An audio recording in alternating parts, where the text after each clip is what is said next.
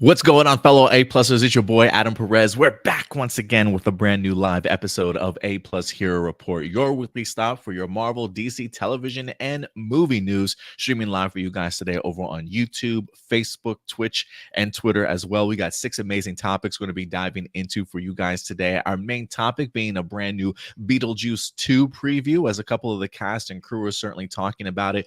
Bigger story, bigger swings, if you will, for this upcoming sequel. We're also going to dive into fresh details in regards to the departure of Beau DeMayo, the showrunner from X-Men 97. We're getting 2 sides of the story. Maybe the truth is somewhere in between. We'll definitely talk a little bit more about that. And James Gunn is talking about Superman now being in post-productions and no plans for a reshoot. We should certainly have a ton to definitely talk about today and more topics. So we'll see you guys on the other side.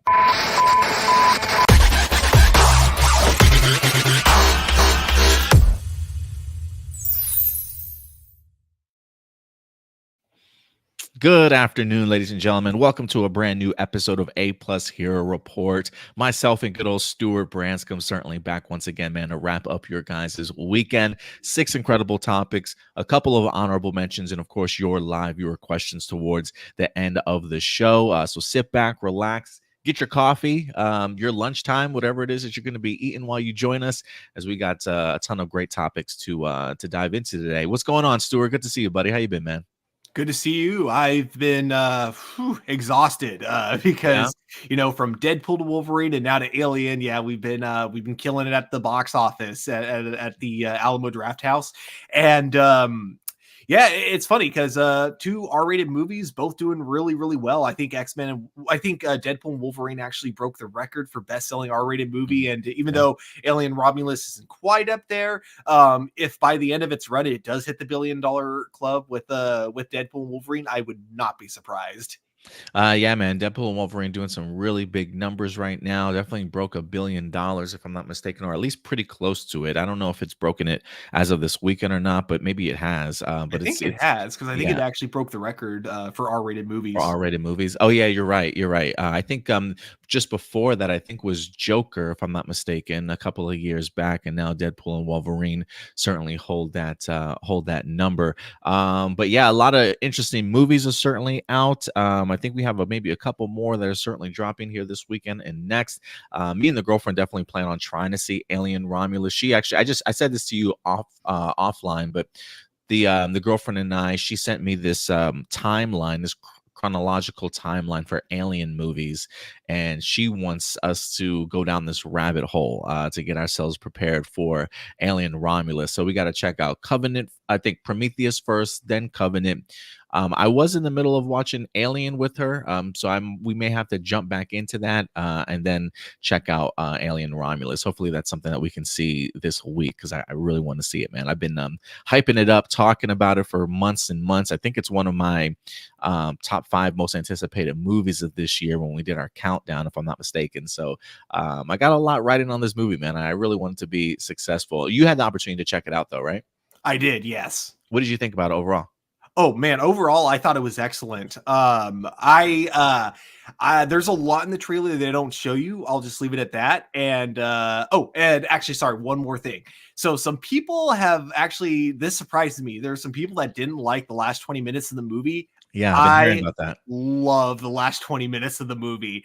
Something kind of new and unique, and I don't want to spoil it, but it's something I did not see coming. Actually, this movie does several things I didn't see coming, which I absolutely love. But yeah, it is great. It's a great movie. If you love Alien and Aliens, you will definitely love this movie. And especially and there's even like a little bit for like the people who love the world of Alien, because when you look at like Prometheus, it's clear that Ridley Scott really wanted to build up the world a lot more, and then of course Fox Studios just didn't really give him that opportunity, so they made him make Alien Covenant instead of like an actual like direct sequel.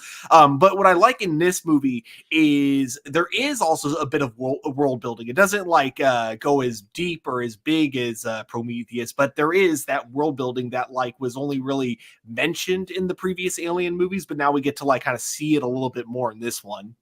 You know, it's funny you mentioned the last act, because while I have seen more positive compared to negative about it, I have seen a lot of people at least highlighting that final act. Some people are like, "Holy ish! Like this is the most incredible final. Like I did not see this final act coming whatsoever. I loved it." Some people are like, the last act just missed for me. It was terrible." Like so, I have seen mixed reactions, but more positive instead of negative towards it for sure. So I'm really hyped, and also Fede Alvarez, the gentleman that directed this movie. I think he recently came out in an interview and said that he wants to work with the gentleman that did Prey or is doing the new Predator films, and he wants to collaborate to do a Alien versus Predator movie with him. Yes. Yeah. See, I would love a good Alien versus Predator movie. I think there is potential for one. It's just that, yeah, the last couple, they just didn't get it right. But I think with the right people behind it, it can work. Yeah, I hope so too. Especially just in the trajectory that both of those franchises are going. It feels like Predator and Aliens are kind of hitting their renewed stride a little bit. A lot of positivity around Prey. That same director is making another film. I think it's like Badlands or something like that. Predator Badlands. So yeah, I would love to see just those two co-direct a movie together with their vision. I think it would be pretty fantastic. Yeah. Um, Speaking of which, let's dive into some live, see who's joining us live today. We got one of our fellow Jedi Council members, Crystal Kyber. What's up, Crystal? She says, "Yo, what's up, Adam and Stuart? Good to see you, Crystal. I know you had the opportunity to see Alien Romulus. I think you said you were a big fan, but your partner, who loves the Alien franchise, didn't really care for it so much. So it is interesting to kind of see both perspectives. Okay, actually, I got a question for you and Crystal. Do you think if a face hugger were to attach itself to a Jedi, would the xenomorph be force sensitive? I don't know. I don't know how that works for a xenomorph. Do they take on attributes of their host? Do you know?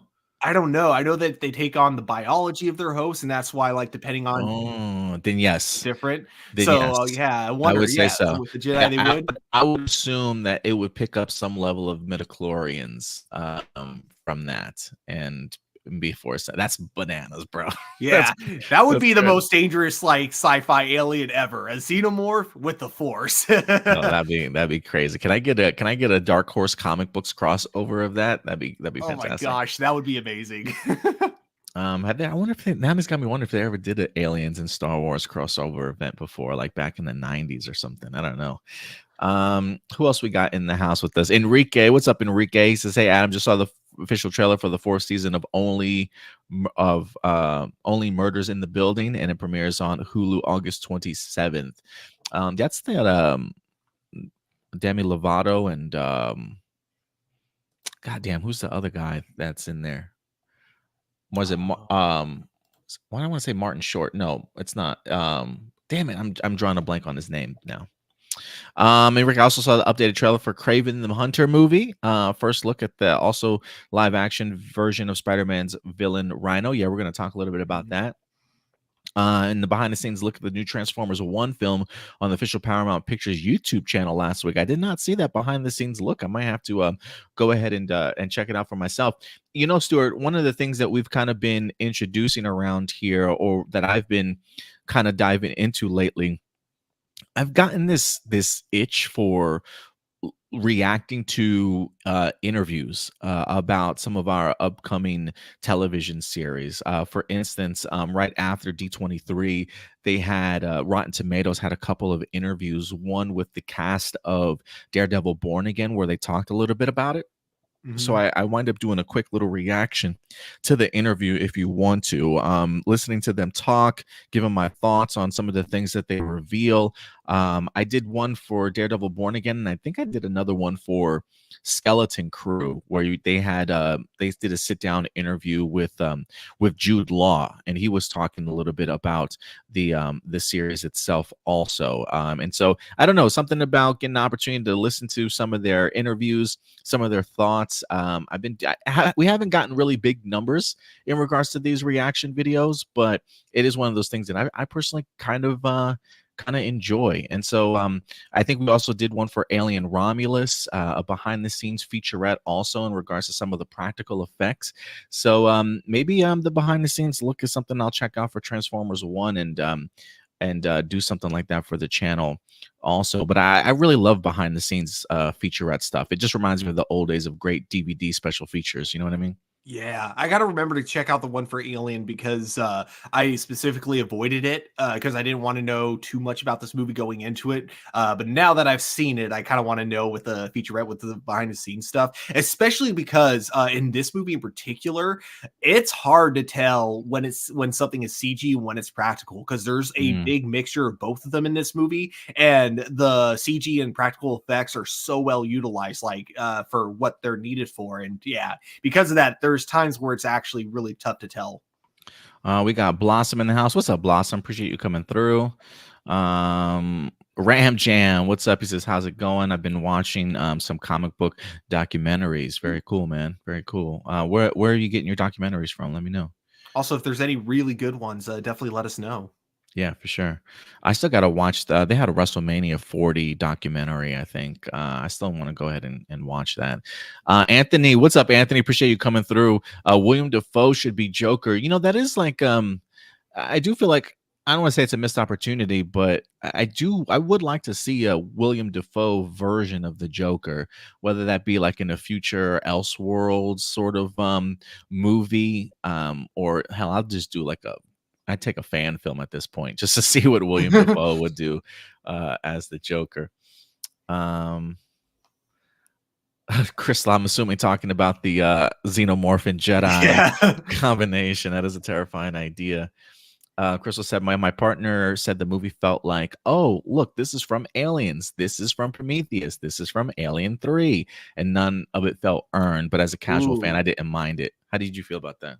I actually disagree. I think, okay, I will say actually there were a couple of times where they do reference other Alien movies in a way that feels forced.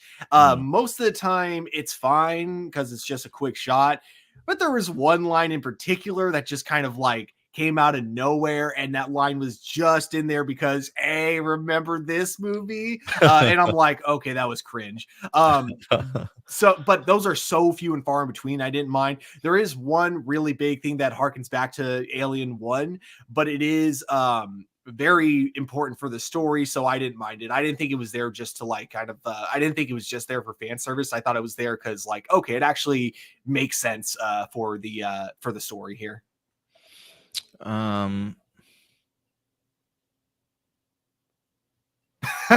Chris was just putting, yeah. Do you know that reference?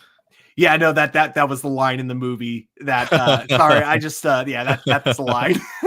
when that happened, that was the moment I actually cringed.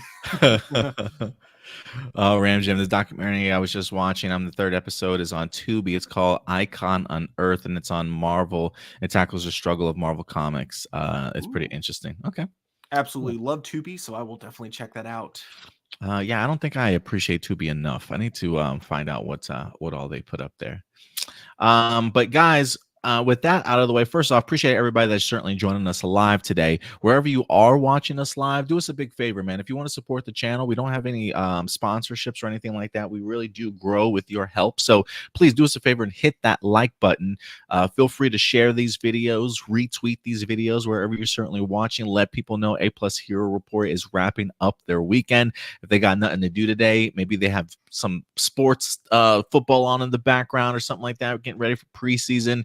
Pop this on instead, y'all. Let's have a good time today. But Stuart, let's get into our first segment of the day.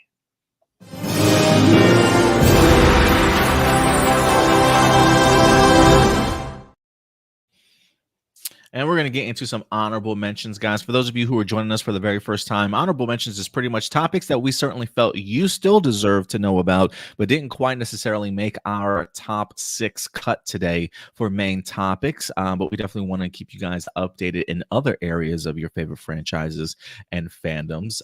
Stuart, I don't know if you have a honorable mention or anything like that, but let me know. I do. I got to get my conspiracy goggles on for this. Okay. Okay. I also got to get my notes out for this. Hang on. somewhere in here. Okay, cool.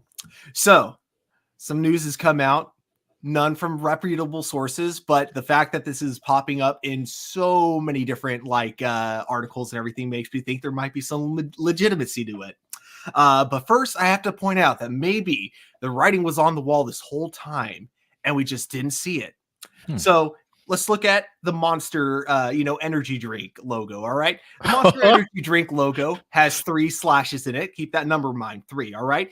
Its competitor, Rockstar, is also the name of a video game company. That video game company produced a video game called Grand Theft Auto 5. The 5 used in that video game is the Roman numeral for 5, which looks like a V. V also happens to be the letter used in the logo for Valve. Valve is the company that produces Half-Life. Now, when you really think about it and you put it all together, what do you get? Half-Life 3 confirmed.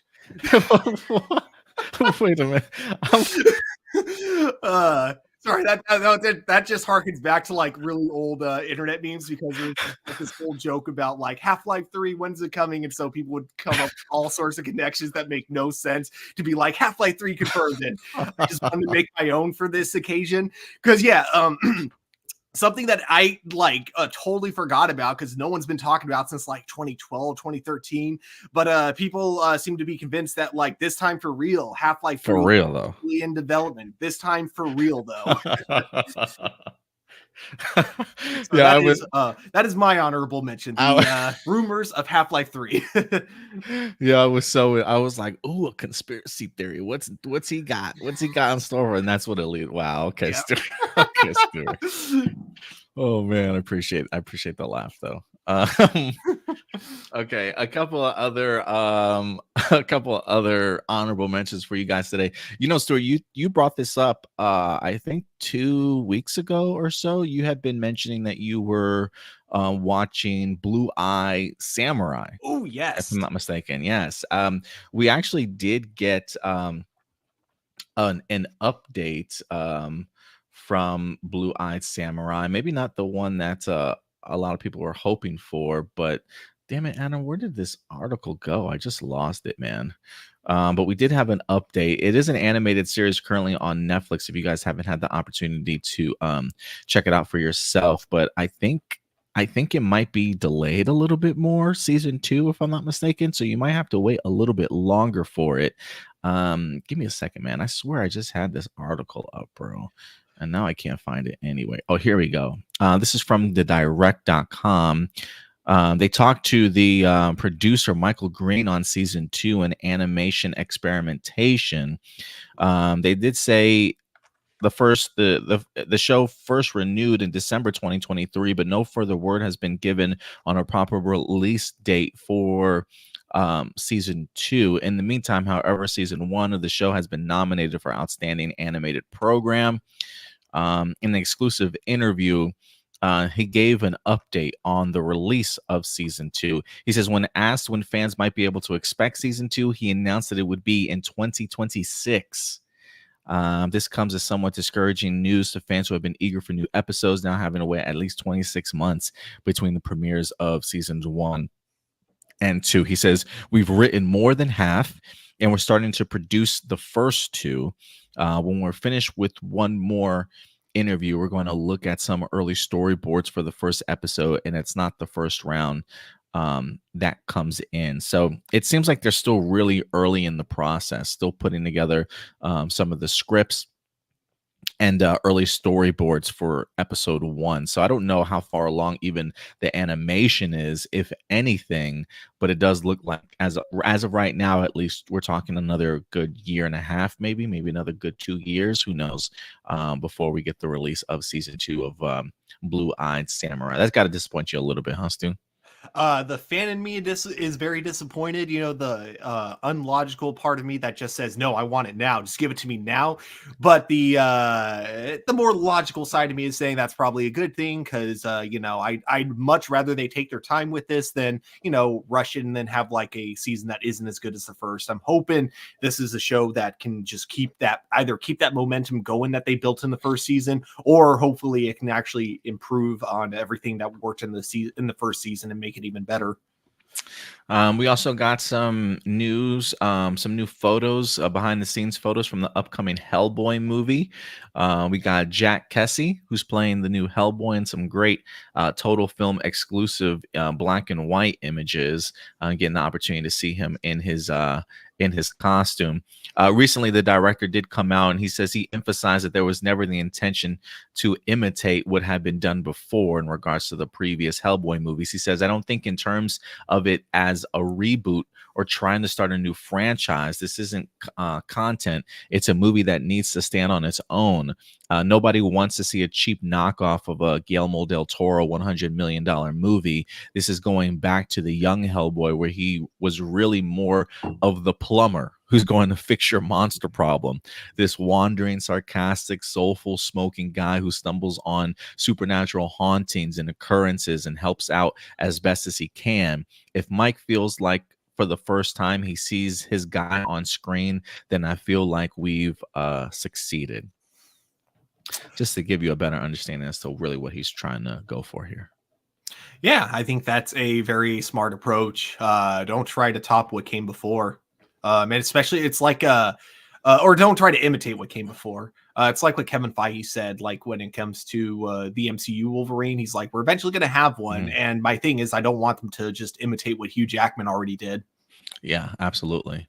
So I thought that was pretty compelling stuff. I'm gonna be honest. The more that they talk about this movie, I do think it helps in getting myself and hopefully others out of that headspace of Hellboy movies are supposed to be big summer blockbusters.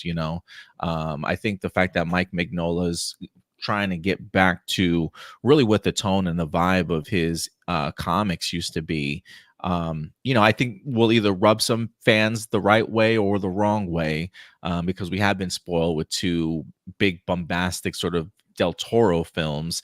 We saw how the David Harbour certainly went, that kind of left a bad taste in my mouth. But I do think the fact that they're making the rounds in their marketing and trying to clarify like what their intentions are for this Hellboy movie, I think kind of helps, and I think hopefully subsides some of the huge expectations that Hellboy fans might have, and just give them a better mindset as to how to go into this movie. You know what I mean?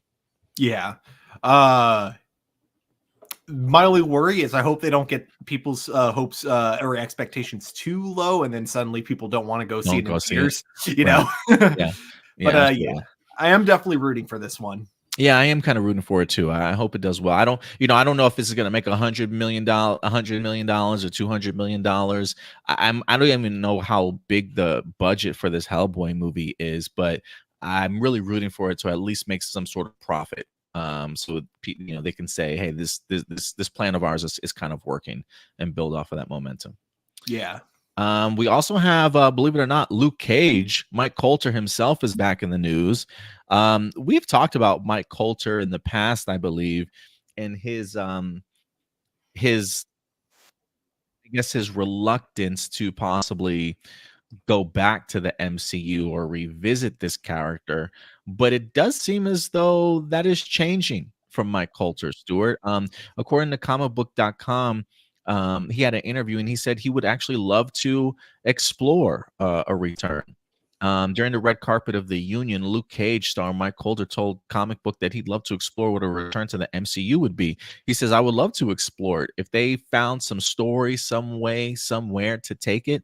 And I'm happy that Charlie Cox and those are getting it rebooted, but I don't have any idea if Luke Cage is getting rebooted. I'm not holding anything back. He went on to address the sizable creative overhaul that they went through. He says, I think it's the right move. They should have never tried to reboot it anyway. He says, no, I don't know what that was about. I'm like, yeah, well, duh. If it's not broke, don't fix it. So he's apparently having a change of tune here in regards to his wanting to return to the MCU. Would you like to see Mike Coulter back as Luke Cage, Stu? Definitely. I want to see like honestly all the people from Defenders come back, and I know this is going to be a hot take, but I wouldn't even mind seeing Finn Jones back because, again, while I don't think he carried his own show very well, I do think he played very well off of other people. So I think that if they were to bring him and Mike back for like a Heroes for Hire type of show, I think that could actually work pretty well in both of their favors. Yeah, I definitely give me either a Defender series or a Heroes for Hire series. Especially when we're at the point of Marvel Studios wanting to not expand too much, um, and kind of shrink things down a little bit. And now they're starting to create, now that they have Marvel Television, I think they might be open to creating more content that's not directly connected to the MCU. I think that's the point of what Marvel Television is trying to do right now. But so if they want to expand, but not expand too much, instead of giving Luke Cage his own series, Jessica Jones his own series, Iron Fist his own series, I really would just like an amalgamation where they're just all into one series, whether that be somehow fitting them into a Daredevil Born Again storyline for a season 2 or 3, or literally adding maybe one additional show with a lot of those characters in it. Yeah, I will say I do think one of the reasons Mike Coulter, I think there's two reasons that Mike Coulter is kind of changed in tune. One, I think maybe he's seen the clips and the trailers that we've seen in regards to Daredevil Born Again and how it's kind of coming together. Who knows if he's actually talked to Charlie Cox or Vincent D'Onofrio and just seen like the positivity around them, returning and maybe wants a part of it. But I also do think it's the idea that his CBS series Evil, I think is officially wrapping up. I think this is like the final season for his show, and so he's probably like, "Look, I'm gonna need work at some point in time. Hmm. So if you guys need a Luke Cage, I'm your man." So I could just be also part of trying to find another job also. I think the main thing is too.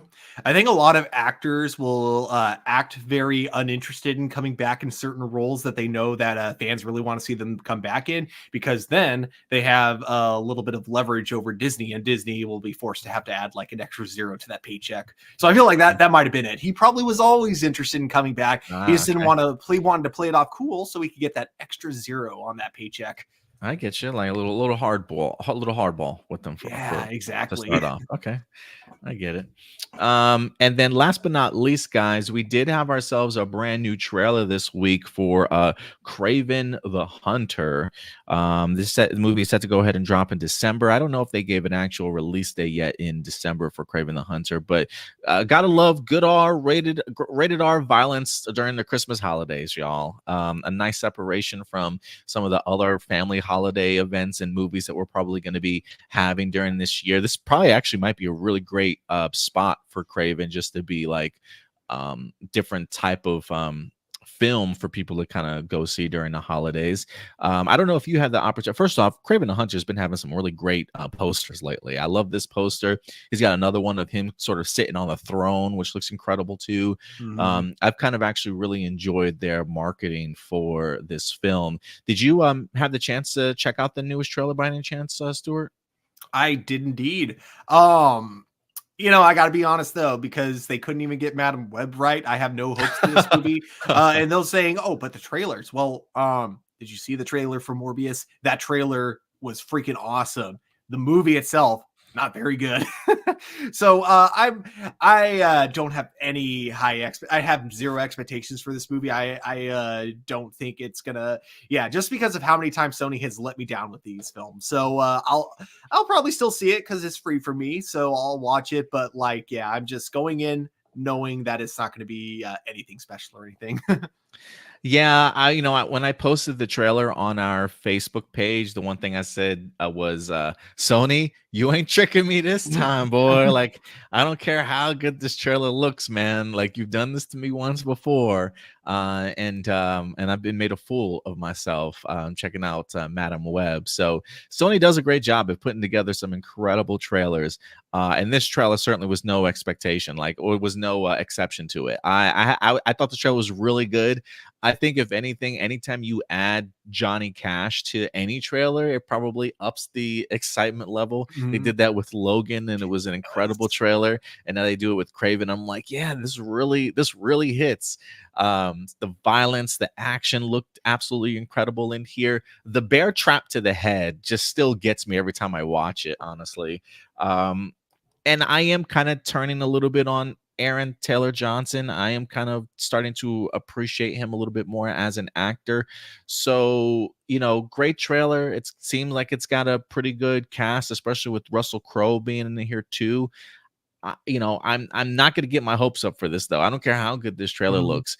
I will say this, Stuart. The as good as this trailer looks, there is one moment in this trailer that made me go, "Uh-oh." And that is the reveal of the Rhino.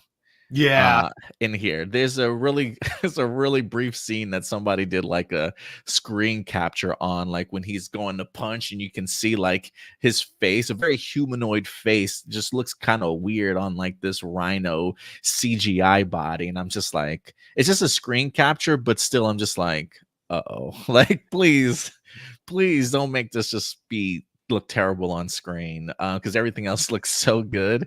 So we'll see, man. But I'm not gonna get my expectations up. I'm gonna go into this movie with an open mind, hoping that it succeeds, because Sony certainly does need a win. But yeah, man, great trailer. But you ain't tricking me, Sony. You ain't tricking Mhm. me.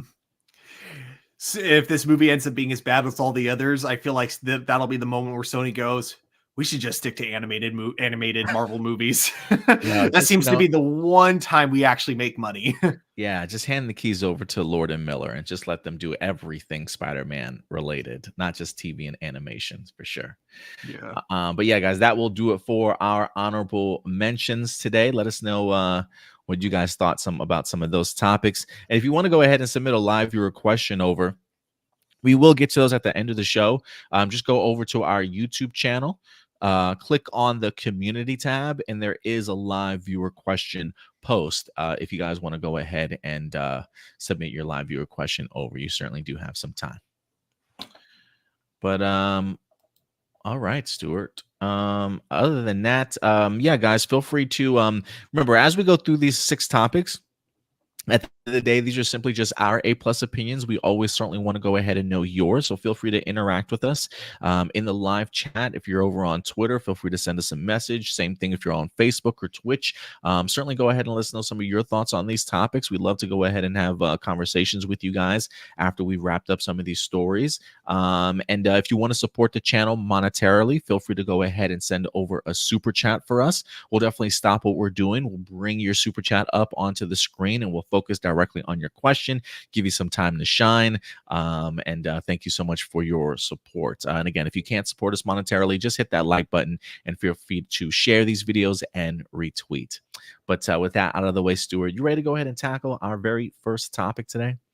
Always. Let's do this, man. Topic number 1. We got Beetlejuice coming this upcoming September.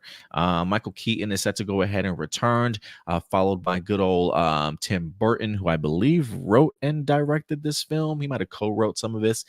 We got a returning Winona Ryder, along with good old Jenna Ortega, that's going to be starring in this film as well. So a pretty star-studded cast, to certainly say the least. And we've been getting trailers, we've been getting posters for this. We even got ourselves some brand new exclusive images from Total Film this week, giving us a little bit more insight into this movie as well.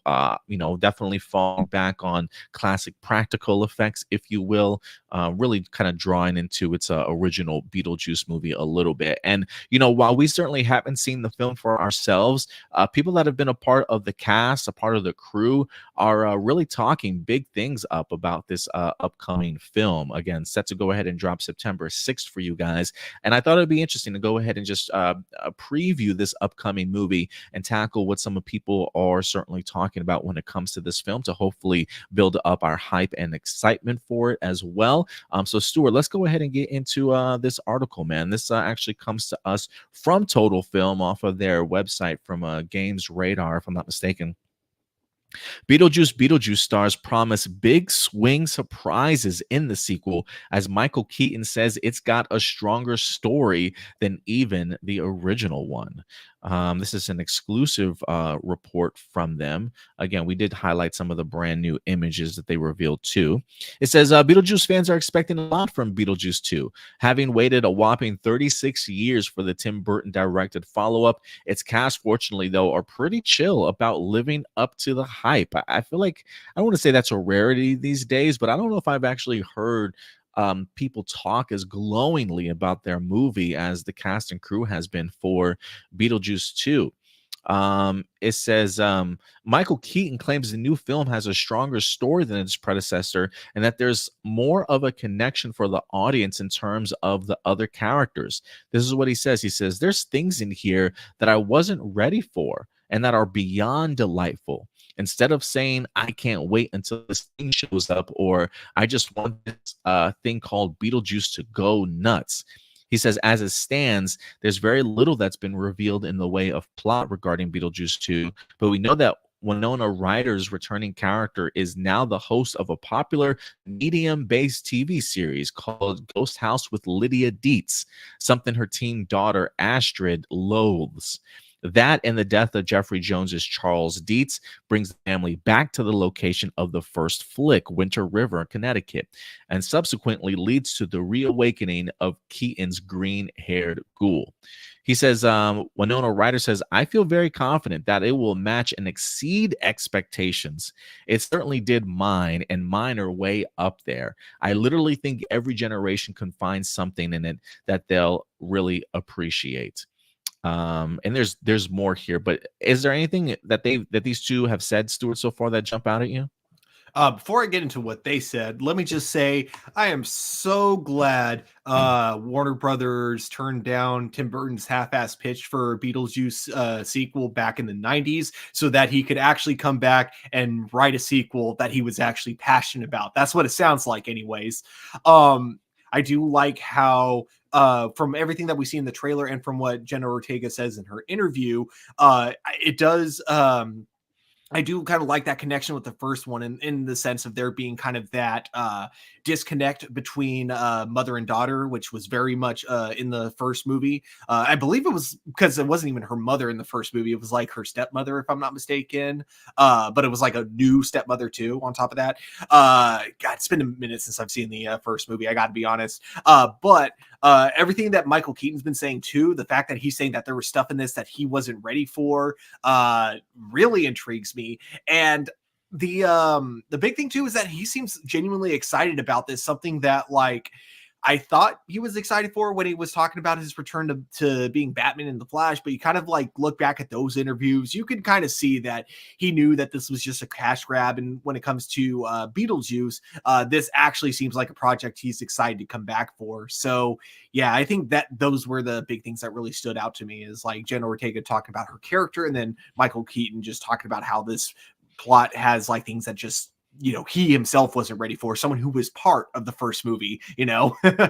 Yeah, I think that's what really fascinates me too, was just the idea that, you know, especially Michael Keaton and Winona Ryder, the fact that she says in here, like, you know, even my expectations were really high. And I think the fact that these two alone have decided to actually come back based off of really where they're already at in their careers, like they didn't necessarily need to take these movies, you know. So to me, the fact that Michael Keaton boasts so much about this, the fact that somebody like Winona Ryder boasts about how not only did she come back and it hit everything that she was hoping that it would, but that it's even better than what she expected, I think, to me at least, really solidifies that the script has got to be pretty solid. And I do love the fact that she even mentions in here that, look, this movie is going to be good for, like, there's something for all generations to kind of attach themselves to in. And that does kind of echo past things that Jenna Ortega has talked about, in the sense that, you know, this current generation needs movies like this, or needs, you know, more weird sort of creative films also. And so the fact that Jenna Ortega, as somebody who's a completely different generation from Keaton and Ryder, can connect to this and also see that there is a part of this movie that would connect to a younger generation for her too, I think just goes to solidify some of the things that even Winona Ryder wind up saying in here too. The other thing too to keep in mind is that if Jenna Ortega like doesn't like something in the movie that she's working on, she doesn't necessarily hide it, as we see from That's true. Wednesday. While she Yeah. never said anything bad about Wednesday, Uh-huh. she did say that she had disagreements with the writers, Yeah. which the writers didn't like. But I appreciate her for being totally honest, giving her opinion. As long as you're not like trashing the movie or the people you worked with, I don't think there's anything wrong with act. I don't think it's unprofessional for an actor to talk about what they thought of a movie going into it. Yeah, definitely. She always came across as supportive of what the movie is, thankful for her time, highlighting all the good aspects of it. But she definitely didn't mind giving some true constructive criticisms to maybe the direction that some of the story beats went into. And I never felt like she drug people under the bus to kind of get her point across. But you can definitely tell that it certainly, hopefully, helped season 2 of Wednesdays. I think she had a little bit more say in regards to the character also. So yeah, Jenna Ortega will definitely tell you how she's truly feeling. They also went on to Justin Theroux. Okay, here we go. It says this movie takes some very big swings. Justin Theroux says, who plays Lydia's new fiance Rory, liken it to watching Willy Wonka's psychedelic boat ride in the 1971 film. He says there's the phantasmagoria. I'm probably completely butchered that. And it feels slightly out of control and unhinged. It has that vibe to it. It's clear this movie was not made by taking polls from audiences and studio notes and executives going, well, what's the most satisfying act 3? This is 100% like something opening the front, like someone opening the front of Tim Burton's head and letting it dump out onto the screen. It's a fabulous ride for exactly that reason. What's the phantasmagoria? Is that the big worm? Maybe I don't know. I might have to look that one up.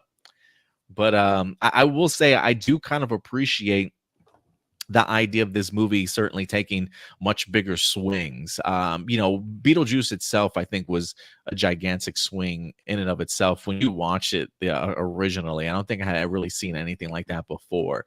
But it does feel like Tim Burton might be taking that certainly a next step forward. It is one of those things where I don't know if even as Beetlejuice, if you can fully jump the shark in regards to what they do movie wise.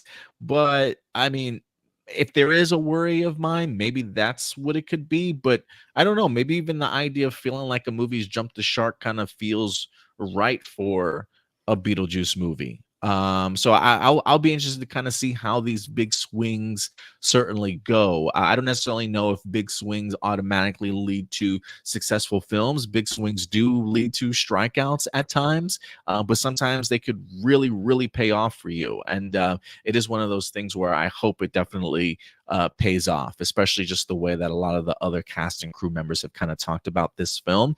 But yeah, I would agree in the sense that I don't know if Tim Burton is a studio notes type of guy. And if he is, I feel like he always wants to try and make his movie first. And I think the fact that alone that he kind of returned, I think that's the studio also saying like, hey, we really trust your vision in this. The script looks great. Just kind of go crazy here. And so I am hoping that that's what we get in regards to big swings from this film. But what do you think, Stu? No, you're 100% right. In the sense that, yeah, Tim Burton in the past has definitely taken some big swings that to me didn't hit as well as I would have liked. But there's also been some really incredible big swings. Like you look at his classic movies as well, and you look at Sweeney Todd, which I freaking love that movie. I'm a big fan of that one. Yeah. And yeah, I think that I personally think this is going to go back to his. I think this is going to be another swing that actually hits this time. I actually can't even remember the last couple of movies that he's done. I just know that they haven't quite been the success that the studio has hoped for. But I think he's someone that, like, because he's confident and he knows he has a very specific vision when it comes to his movies. I think he's the kind of guy that the studios are okay with taking that gamble with. And it looks like this is the type of movie where the studio knew that Tim Burton knew what he wanted to do with this. And so hopefully the studio didn't interfere too much with it. The only thing I could see the studio doing, because because of fan service and stuff like that. I don't know if you've ever seen the Broadway show of Beetlejuice. I have not, no. The actor who does the Broadway for Beetlejuice is really, really awesome, and he's been doing a lot of voice acting recently. So the only like studio interference I could see is them maybe going to Tim Burton and being like, "Hey, could you give this guy a cameo?" Oh, I see what you mean. Okay. Yeah, but other than that, I don't see it. This looks like the most Tim Burton movie that I've seen in years. Yeah. And I will say, um, the interviews alone give me a little bit more confidence for this film because, personally, I don't know if I've been a fan of a lot of the trailers that we've gotten. And that I could be in the minority here, but especially when I watched the second trailer, I think when we did a quick trailer breakdown, I think one of the things that I said was sometimes it feels like it's all over the place. Like there's just a lot of moving pieces, a lot of a lot of characters in here in the sense of like just the world of Beetlejuice that we're really going to be sort of diving into. It feels like they're going to be paying like spending a lot more time in sort of like that afterlife, that afterworld a little bit. And I think for me, that's where I'm just like, I'm hoping that there's a sense of not just Easter eggs and look how good our designs are, but is there a story sort of truly here? And that's kind of my concern. So when Justin Theroux says, yeah, this movie takes a lot of big swings, I can kind of feel that vibe from the trailer. But like even watching the trailer, I don't know how I feel about it. So Michael Keaton saying, "Hey, there's a strong story here somewhere." I'm like, okay, I kind of hope you're right. Because I don't know if I necessarily got that from the trailers itself, but we'll see how this film can build off the first one and create sort of a new film in this generation. Because 36 years later, man, is a really long time. You know what I mean? Definitely. But yeah, I think the passion's there. I think visually this looks absolutely Yeah. stunning. I think that here's the thing. Even if the movie isn't well written, I've seen enough from the trailers to know that I'm probably at least going to be entertained by the aesthetics alone. Oh yeah, that'll definitely that'll definitely keep you invested in the film for sure. We got Indy in the house. What's up, Indy? He says at work didn't know what day it was. Yeah, man. These weeks fly by. Dude. We're actually getting ourselves ready for fantasy football season beginning. I think we got our draft next Saturday, if I'm not mistaken. This season just creeped up on me, man. I'm trying to like do I'm cramming for an essay or cramming for an exam last minute. I'm trying to do as much research as I can the rest of this week. But good to see you join us, Indy, for sure. But yeah, guys, let us know your thoughts. Beetlejuice 2 preview. The cast talking about a stronger story and bigger swings. How did you like some of the exclusive images that we showed you guys? Let us know your thoughts in the comment section box below. And with that out of the way, Stuart, we will move on to our next topic of the day. And we're going to get more into our traditional Marvel and DC talk for you guys. Really kicking off with some Marvel news as X-Men 97 is currently back in the news here this week. As you guys know, or maybe you have not known, the original showrunner for X-Men 97 from season 1, he also went ahead and wrote season 2. The showrunner, Beau DeMayo, was fired months ago from Marvel Studios. Ever since they fired him, there's been a lot of speculation as to why that could certainly have been the case. This is one of those odd times, Stuart, where both parties, for the most part, have been as hush hush as it comes. Like nobody has leaked anything. Granted, there have been some rumors kind of floating around, but Marvel has never confirmed anything. Beau DeMayo has never confirmed anything. Things just felt odd, to certainly say the least.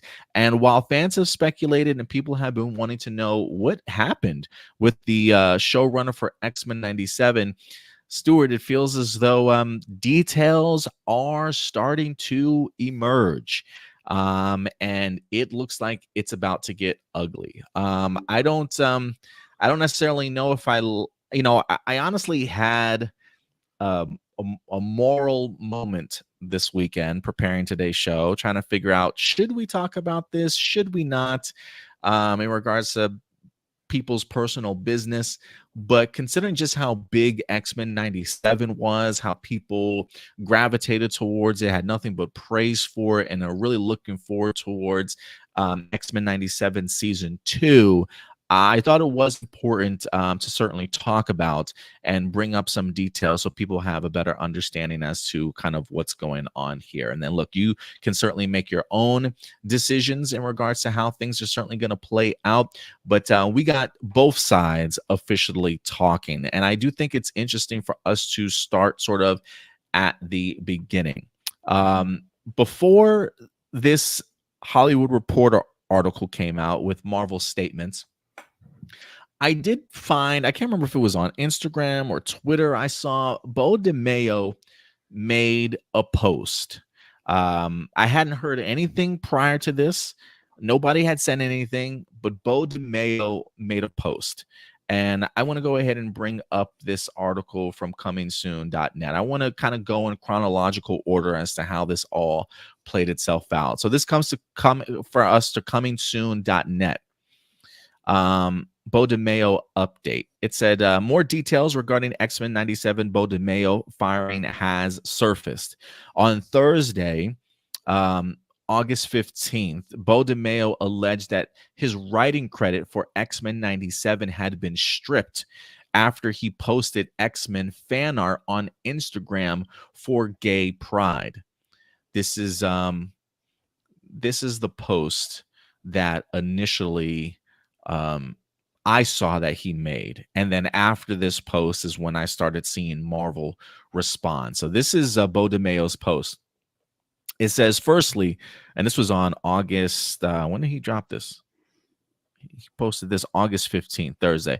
Firstly, so this was before the show had premiered? No, this is so this post that he's sending right now, he dropped this August 15th, so on Thursday. Oh, this month. Okay, right. Cool. But he's referencing a post that he did in the past. Okay. So this is Beau's current post. He says, firstly, I'm so grateful to have worked on X-Men 97, collaborating with some amazing, talented folks. Creating this revival was a dream come true, and the support the fans have shown is so touching. However, I felt it pressing for me to speak up in the wake of leaving the show. So this is August 15th. He's making these statements. This is the picture that he posts from an Instagram from back in on June 4th. He says, thank you for this. So cool. And he's celebrating, Pride Month. He goes on to say, above his X-Men fan art I posted on Instagram for Gay Pride in June. On June 15th, Marvel sent a letter notifying me that they stripped my season 2 credits due to the post. Sadly, this is the latest in a troubling pattern I suffered through while working on X-Men 97 and Blade. I'll have more to say soon, but must take a step back from social media to find a safer space for me to be out, proud, and nerdy. Stay tuned. So even though they fired Beau DeMayo months ago, he's claiming that because of this post that he made, he believes in celebrating Gay Pride Month, that Marvel then took it a step further and stripped him of his season 2 credits due to the post. So Beau is trying to make the narrative turning out like, hey, Marvel's got some problem with me celebrating gay pride and me being a gay black man sort of thing. And he believes that's one of the reasons why they stripped him of at least writing credits, not why he was fired months ago. And it should be pointed out, we did talk about this on Hero Report, Stuart, too. Sometime last month, maybe, I think that they announced a new writer for season 3.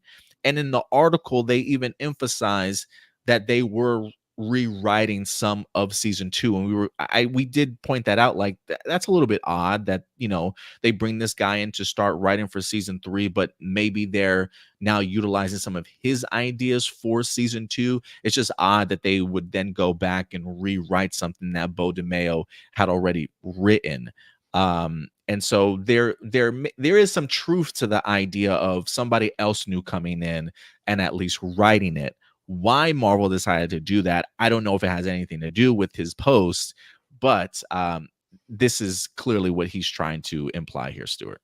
Before we go into Marvel's side of the story, one thing I do want to point out now, don't get me wrong, I am not taking Marvel's side from this part of the story. The other stuff, we'll see. But from this part of the story, one thing I will do is play devil's advocate and say that there may have been something within the contracts of Marvel about like what he was allowed to post on social media. And specifically, like after he left, there probably was like an NDA that he signed, and it might have been like the fact that he breached that NDA by like talking about it briefly, working on the show and posting this. That's what I think Marvel is going for why they're stripping his name from the credit. I am not trying to say that that's okay. I'm just trying to like say that there's probably some fine details in the contract that they look for, because Disney pulls that shit all the time. That is my assumption in that case. I feel like they probably wanted to take his name off of the credits for season 2, and so they were just looking for any excuse to do it. And I think that post was the one that they went for. Yeah, you might be right. We have seen Marvel kind of do that before in the past too, so maybe there is something here in that regards. But to build off of that, following that, literally later that afternoon, after he posted that, Marvel responds. Marvel gives some pushback here, and this is where it starts getting ugly, Stuart. Marvel fires back over X-Men 97's creators' claim he was stripped of season 2 credits, cites egregious investigation findings. So Marvel has done an internal investigation in regards to some of these things about Beau DeMayo. So it says, 5 months after creator Beau DeMayo, for mysterious reasons, the writer claimed Thursday that he no longer will get credit on second season of the hit show, which is he completed work for before his exit. DeMayo made the claim on social media, saying it was part of a troubling pattern he endured while working for Marvel. Marvel shot back soon after, and in a statement to the Hollywood Reporter, gave insight into his firing, saying it occurred after an internal investigation revealed egregious findings. He says above his X-Men. Oh, okay. So he talks about the post that DeMayo made. It says DeMayo, who spent several years at Marvel working on a draft on the Long Blade feature as well as a TV show Moon Knight, added, sadly, this is the latest in troubling pattern I suffered through working on X-Men and Blade. Marvel responded by saying DeMayo's behavior was the cause of his firing and for him losing his credits. Mr. DeMayo was terminated in March following an internal investigation, said a Marvel spokesperson. Given the egregious nature of the findings, we severed ties with him immediately, and he has no further affiliation with Marvel. Like, they are literally wiping their hands clean. It says sources say that following his exit, an agreement was reached between the two parties over the issue of tweeting about the show, something that DeMayo had continued to do, to occasionally do, which is true, because he did, especially when X-Men 97 was airing, he would talk about the series and some of his influences and stuff. It says, in light of the breaches, his credit for season 2 was removed. While no details of the cause of the termination or the interim reviews had surfaced, sources say it involved sexual misconduct. And that might go into what you were stating, Stuart, about the idea, like, contractually with him being fired, maybe there's something about you cannot talk about this show. And maybe it was a buildup of the idea that all through season 1, at least starting with episode 5, Remember Me, or something like the Remember It moment with Gambit, he really started being vocal about some of the storylines, where he got some of his inspirations from and things like that, and started talking about it. So Marvel is suggesting, hey, per his contract, after his firing, he was not allowed to speak about it. He kept doing so. And because of the fact that he breached that contract, we decided to go ahead and certainly strip him of his writings. Whereas clearly Beau DeMayo believes it's his outing or celebration of gay pride, and the suggestive post that he posted up there that might have gotten him fired. But clearly, according to Marvel, at least, it's based off of his breaches. Yeah. So you might be onto there. Something might be onto there. Might be onto something there. It says, on the surface, the notion that Marvel would strip DeMayo of a credit due to social media posts would stretch credibility, as outside observers note the gay pride illustration is similar to any number of posts he's made while employed at Marvel. And fired Marvel executive Victoria Alonso retained credit on projects she previously worked on following the exit, but the reveal of an internal investigation points to deeper causes. I think the fact alone that they had an investigation, I think is pretty eye-opening. I don't think we knew about that beforehand, right? I don't think they even emphasized the idea like, hey, we're investigating something that Beau DeMayo did at one point in time. Oh no, Marvel did and Beau, I'm sure, but like they did a good job of just making sure like what happened stayed kind of under the rug. I don't know if the article will mention this, but I had heard something from someone who's like a leaker. But he's one of those leakers that gets some right and some wrong, mostly more right than wrong. But I have heard from this leaker what that sexual misconduct was that got him fired. But I don't want to try to say that's accurate or anything, not until like I hear from like one of the other writers on whether or not that's true or not. But yeah. Yeah, we'll definitely bring up the allegations for sure as to what's being pushed against Beau DeMayo here. But concluded Beau DeMayo in his post, he says, I'll have more to say soon, but must take a step back. But after initial publication of this article, he reacted to Marvel's statement, writing, the truth will be revealed. After their Disney Plus disaster, Marvel wants to mislead with alleged contract breaches over tweets. It's tragic it's come to this, but unsurprising. Stay tuned. And then his attorney came out and said, having much experience with Disney, the playbook is always the same. Family friendly on the outside, but secretly attempting to plant illegal, unconscionable items and contracts that silence the truth and stop the employee customer from asserting basic constitutional rights, as we will explain through detailed examples, which we will roll out in detail one by one. Disney's model is very clear and a repetitive illegal pattern. So we'll see. We've heard attorneys and lawyers say the truth will be told. We're gonna reveal it all, and then they never do. Or it's certainly not enough to help out in court cases, to certainly say the least. So that's what Marvel is saying. They stripped him of his season 2 because of not only sexual misconduct, but also the fact of him breaching his contract with posting about X-Men 97 during his time as a departure. Now, Stewart emphasized the idea of a leaker. You guys have probably heard this gentleman's name before, Jeff Schneider.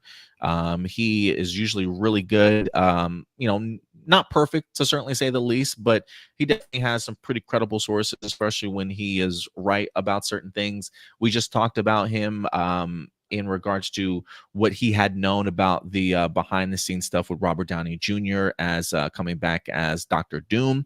And pretty lengthy stuff. So, I definitely do tend to lean towards what Jeff Snyder's certainly reporting, but I do think it's always important that, nothing official has really been stated in regards to this stuff. So let's take this also a little bit with a grain of salt and allow things to certainly play itself out. But I do think it's important to kind of put out what's being said out there. And then you certainly believe whatever you will. But this is from continuing with the Beau DeMayo update. According to Snyder, Beau DeMayo allegedly sent photos of himself to several young male staffers. The photos saw DeMayo in various states of undress while, quote unquote, wearing superhero costumes and striking sexually suggestive hero poses that could be used as inspiration for the show. DeMayo was reportedly asked to stop sending these pictures, but continued to do so nonetheless. Snyder also reports that DeMayo allegedly groped an assistant multiple times and was both emotionally and physically abusive to staff members. That physical, emotional abuse to staff members, I don't know if I've heard it put in that terms before, but I have heard that behind the scenes, he's pretty difficult to work with. Also, he says, I've also heard that DeMayo was let go from Netflix's The Witcher due to similar troubling behavior. So I will be curious if anybody from The Witcher kind of speaks out about what's being said. I Beau actually didn't even know he worked on The Witcher. Yeah, me either. DeMayo's executive producer credit is reportedly being removed from X-Men 97 Season 2 while Marvel's in the process of rewriting the new season.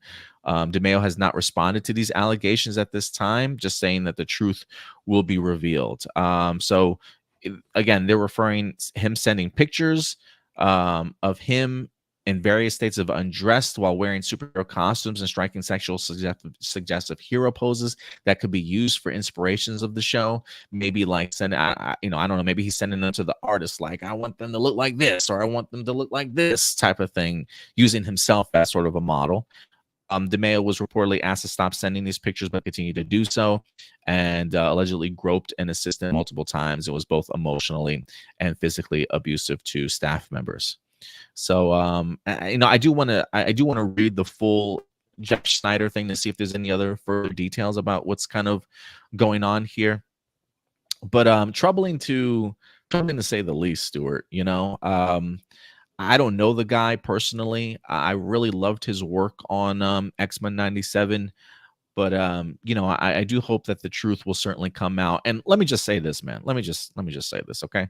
I don't know if these allegations are true or not, but can we just all keep our hands to ourselves? You know what I'm saying? Like, I got no problem with whatever your sexual preference is.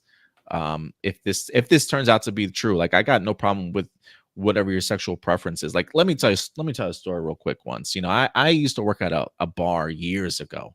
I got my bartending license a long time ago, and I worked at the Hyatt out in Dallas. And when you work with people, you're around a ton of different people, different cultures, different races, different sexual orientations.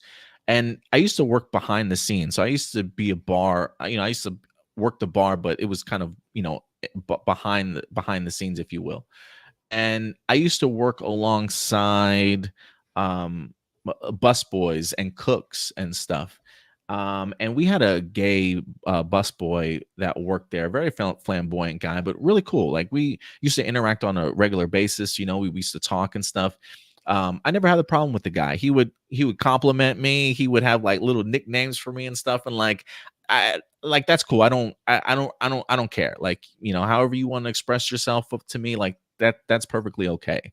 But there came a day where he tried to touch me, like playfully, like flirtatiously tried to touch me. And I told him, I was like, bro, stop.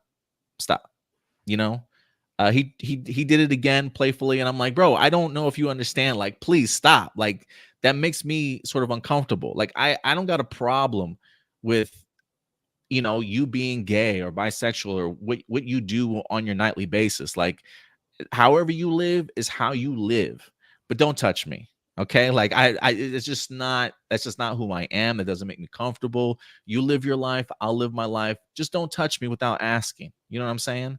Mm-hmm. And I just hope that people keep their hands to themselves. Like, not everybody is perfectly comfortable. I don't think that makes me homophobic. That's just, don't touch me. Like, I just don't want another man touching me. I'm cool. You can hang out. We can go grab a beer. We can all hang out in a group. We can do whatever. Just don't touch me like that. And so I just hope people keep them hands to themselves. Understand that not everybody is physically comfortable with being touched or groped or whatever the case may be. But if Beau DeMayo wants to live his life as a open gay man, have at it, man. Just don't force yourself onto other people that are uncomfortable with it. You know what I'm saying? But yeah, I don't know if there's how much truth there is to this. This isn't the first time that we've heard that he's been difficult to certainly work with. We just haven't heard it sort of in these terms. And I am kind of curious if there are other people that are coming out and kind of talking about it that way. I'm just kind of curious. Yeah. Like, man, a lot to say on this, and I'm just like trying to think of what to say first. Like, the big thing is that, like, when it comes to like what his lawyer said about Disney, I agree with all of that. I do think that Disney does a lot of scummy things behind the scenes for sure. But in this particular case, no. If this turns out to be true, if these allegations are accurate, I think Disney took the correct actions, the correct steps to make sure that he was not in the workplace. You know, like you said, keep your hands to yourself. You know, I got, you know, I grew up in a very clinging family, so I will admit that back when I was in elementary school and middle school, yes, I had a thing where I used to kind of cling on people a lot because I was so used to doing it among my family, and I had some friends that were okay with that.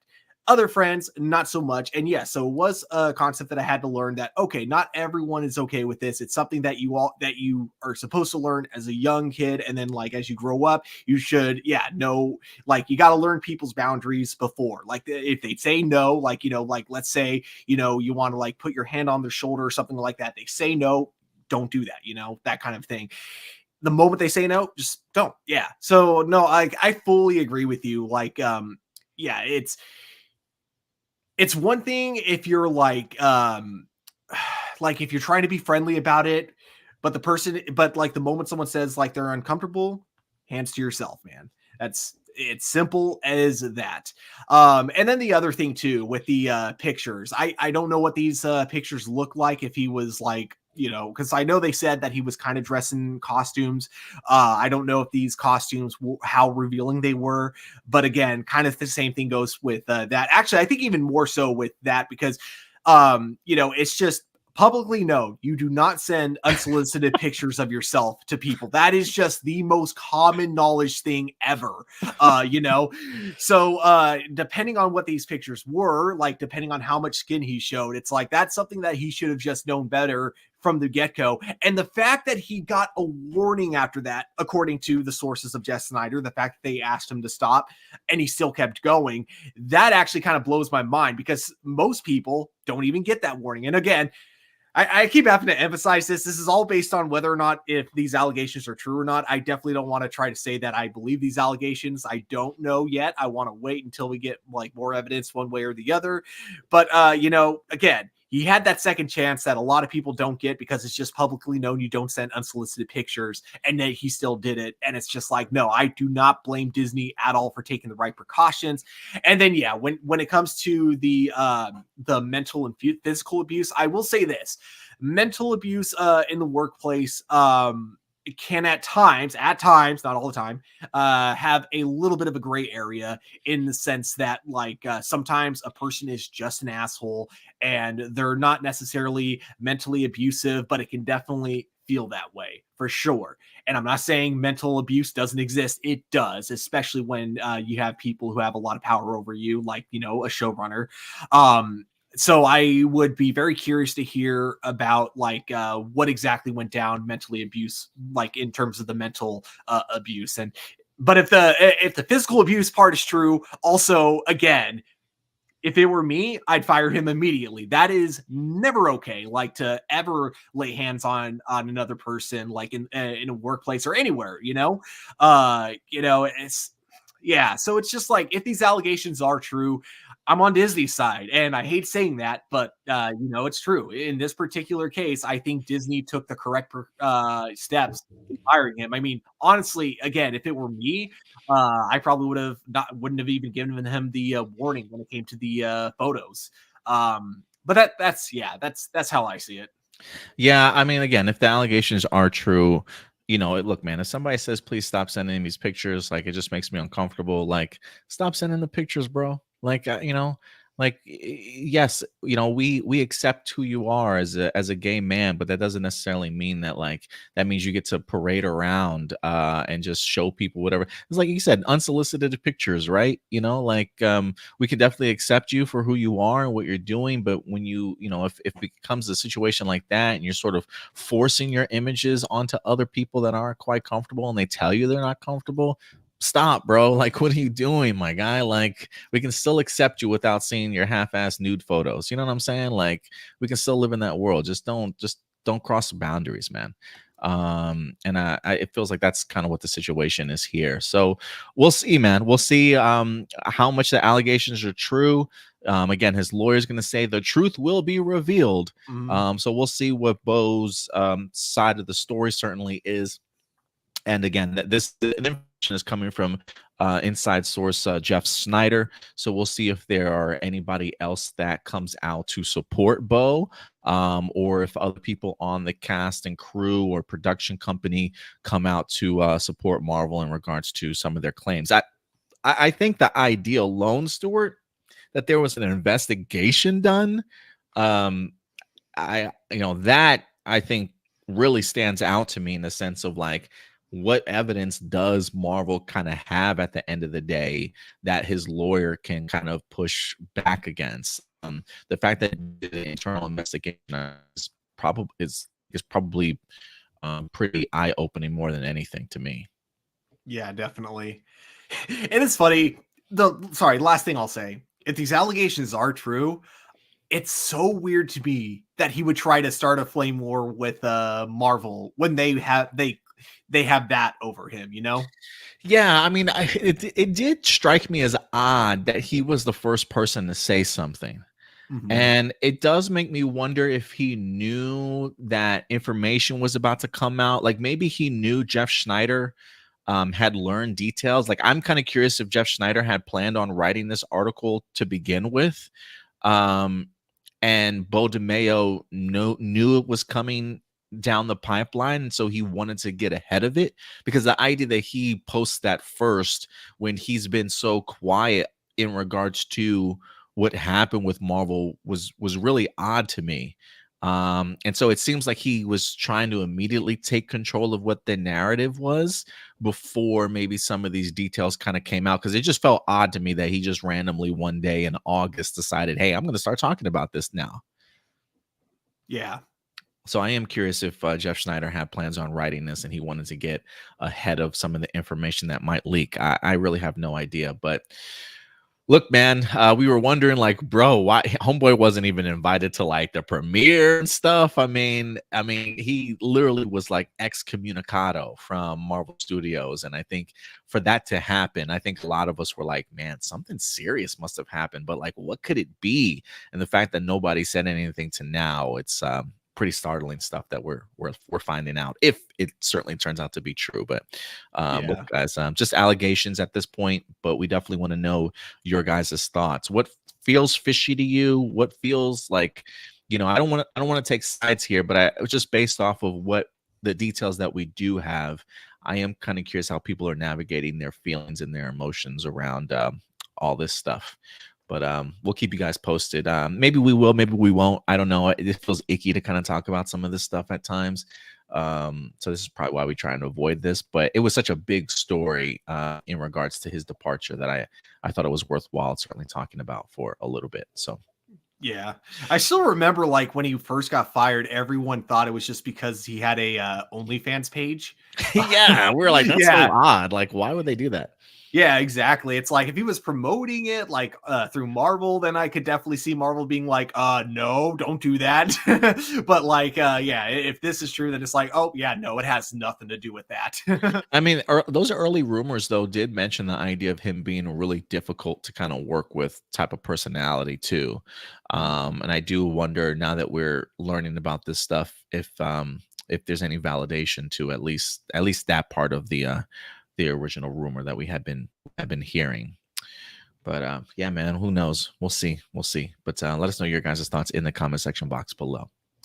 And with that out of the way, Stuart, we will move on to our next topic, from Marvel to DC, as James Gunn is certainly in the news. We got some articles in general in regards to Superman that I want to highlight for you.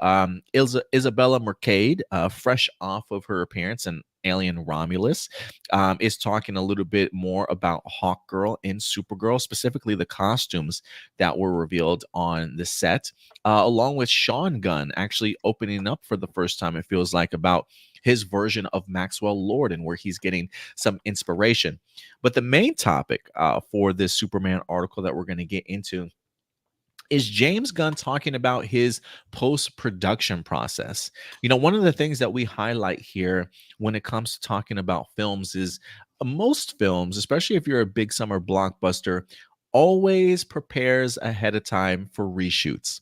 It's something that's automatically put into the budget. It's something that's usually automatically already scheduled down the line, so that if they need to pick up shots, if they have, after they're putting things together in post production, if they feel something else might work better, maybe they'll write a couple new additional scenes, change some scenes, and then come back and reshoot it. So anytime you hear the idea of a film doing reshoots, it's not because the film is bad. It's literally just to kind of not necessarily course correct, but tighten up your film, if you will. And it's all part of movie making.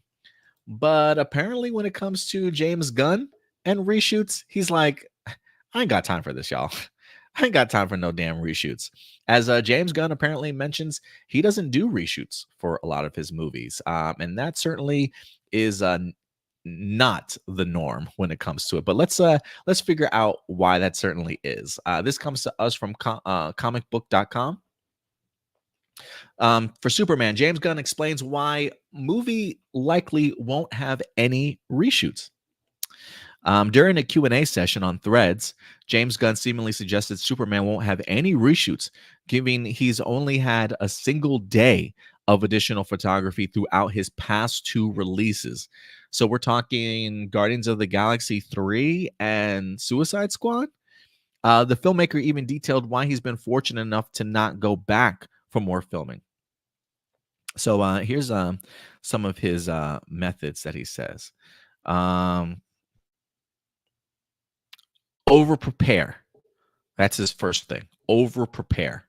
Number 2, don't start shooting until I have a finished script my whole team is happy with.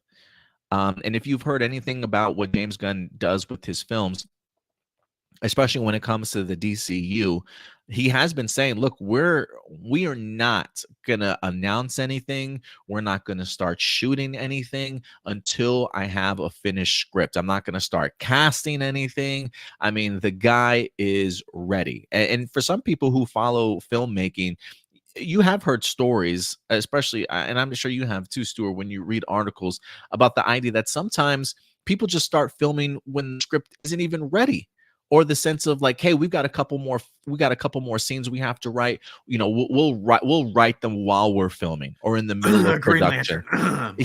yeah. We'll write them as we're kind of going along, sort of thing. So James Gunn. Oh, go ahead, Stuart. I'm so sorry. Just it reminds me of what Ryan Reynolds said when he signed on for Deadpool during a interview. Someone was asking him, "Oh, how did you know that Deadpool was going to be more successful than Green Lantern?"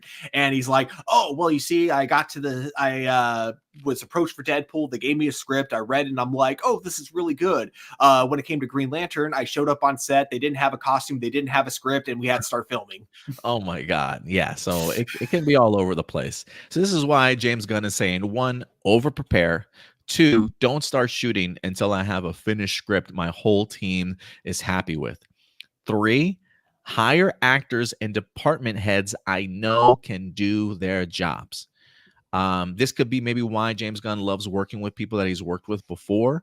The idea of knowing, hey, I don't necessarily need to be on set. Hey, I don't have to micromanage. Hey, I don't have to look over your shoulders. When you say you're going to get the job done, you're going to get the job done. So he's hired qualified people for the job. Number 4, surround myself with people who will challenge me and not just say, yes, sir, everything. I do like that. I do like that perspective. Somebody that he can post his ideas to, and then maybe an outsider or somebody that's maybe not part of, this comic book world, or just somebody that he knows that's going to be open and honest with him. Like, bro, that's not going to work. Or here's another way that you can kind of make that work. So the idea that, very similar to how George Lucas felt like he had yes men around him during the prequels, it does seem as though James Gunn is surrounding himself with people that are going to be a little bit more open and honest with him about what he's creating. Yeah, he does. Have you seen the most recent season of The Boys? I have not. No, not yet. because yeah, there's a thing with Homelander because of course everyone's too afraid of him to Oh, yeah. disagree, I've heard and that, seen that. this like starts to piss him off. So he's just like, no one's going to disagree with me on this, and they're just like, well, it's just that you make such good points, sir. I do remember seeing that early in the season, that scene for sure. I just haven't finished it. And then he says, "Ask myself daily, are there any small imperfections in the script or what we're shooting that might end up feeling like huge imperfections when we cut the film together?" Um, and I guess that's probably, like he says, he asks himself on the daily as they're filming, as they're going through the script, are there any small imperfections in the script? And I would assume he would then sort of change it up on the spot and rework what he's kind of doing that day, so they don't necessarily have to kind of come back to it. And I think his final point was rinse and repeat steps 1 and 2, which would be over prepare and don't start shooting until I have a full script. So he's basically like Alfred Hitchcock. How so? Well, that's exactly what he was famous for. Because a lot of directors, like James Gunn says here, they'll surround themselves with. Well, actually, sorry, this is probably something Alfred Hitchcock did.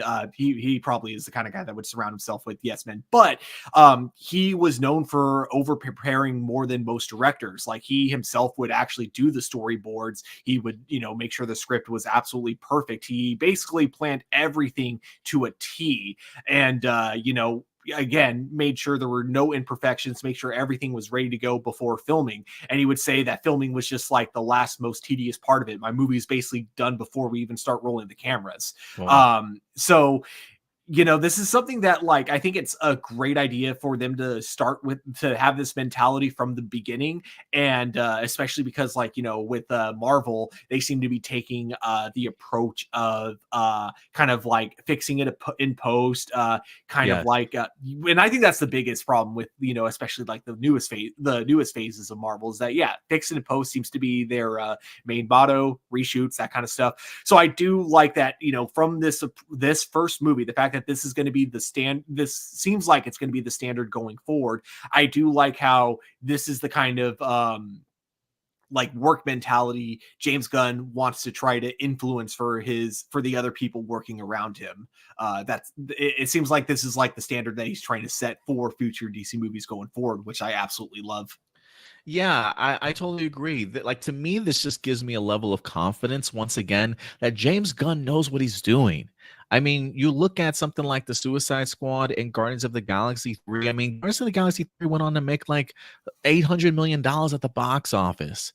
I don't remember how much Suicide Squad wound up making. I think it came out in a weird time during the pandemic, or Yeah. when they were like simulcasting, releasing it, like streaming, and then also in theaters. So I don't know how much that movie made box office wise, but I think they lost a lot of money from that. they probably did. Yeah. It got hella high reviews though. So I think that's why Warner Brothers knew that, like, if it was any other time of the year or a different year altogether, it would have been a huge hit for them. Yeah, it definitely would have been a huge hit for them for sure.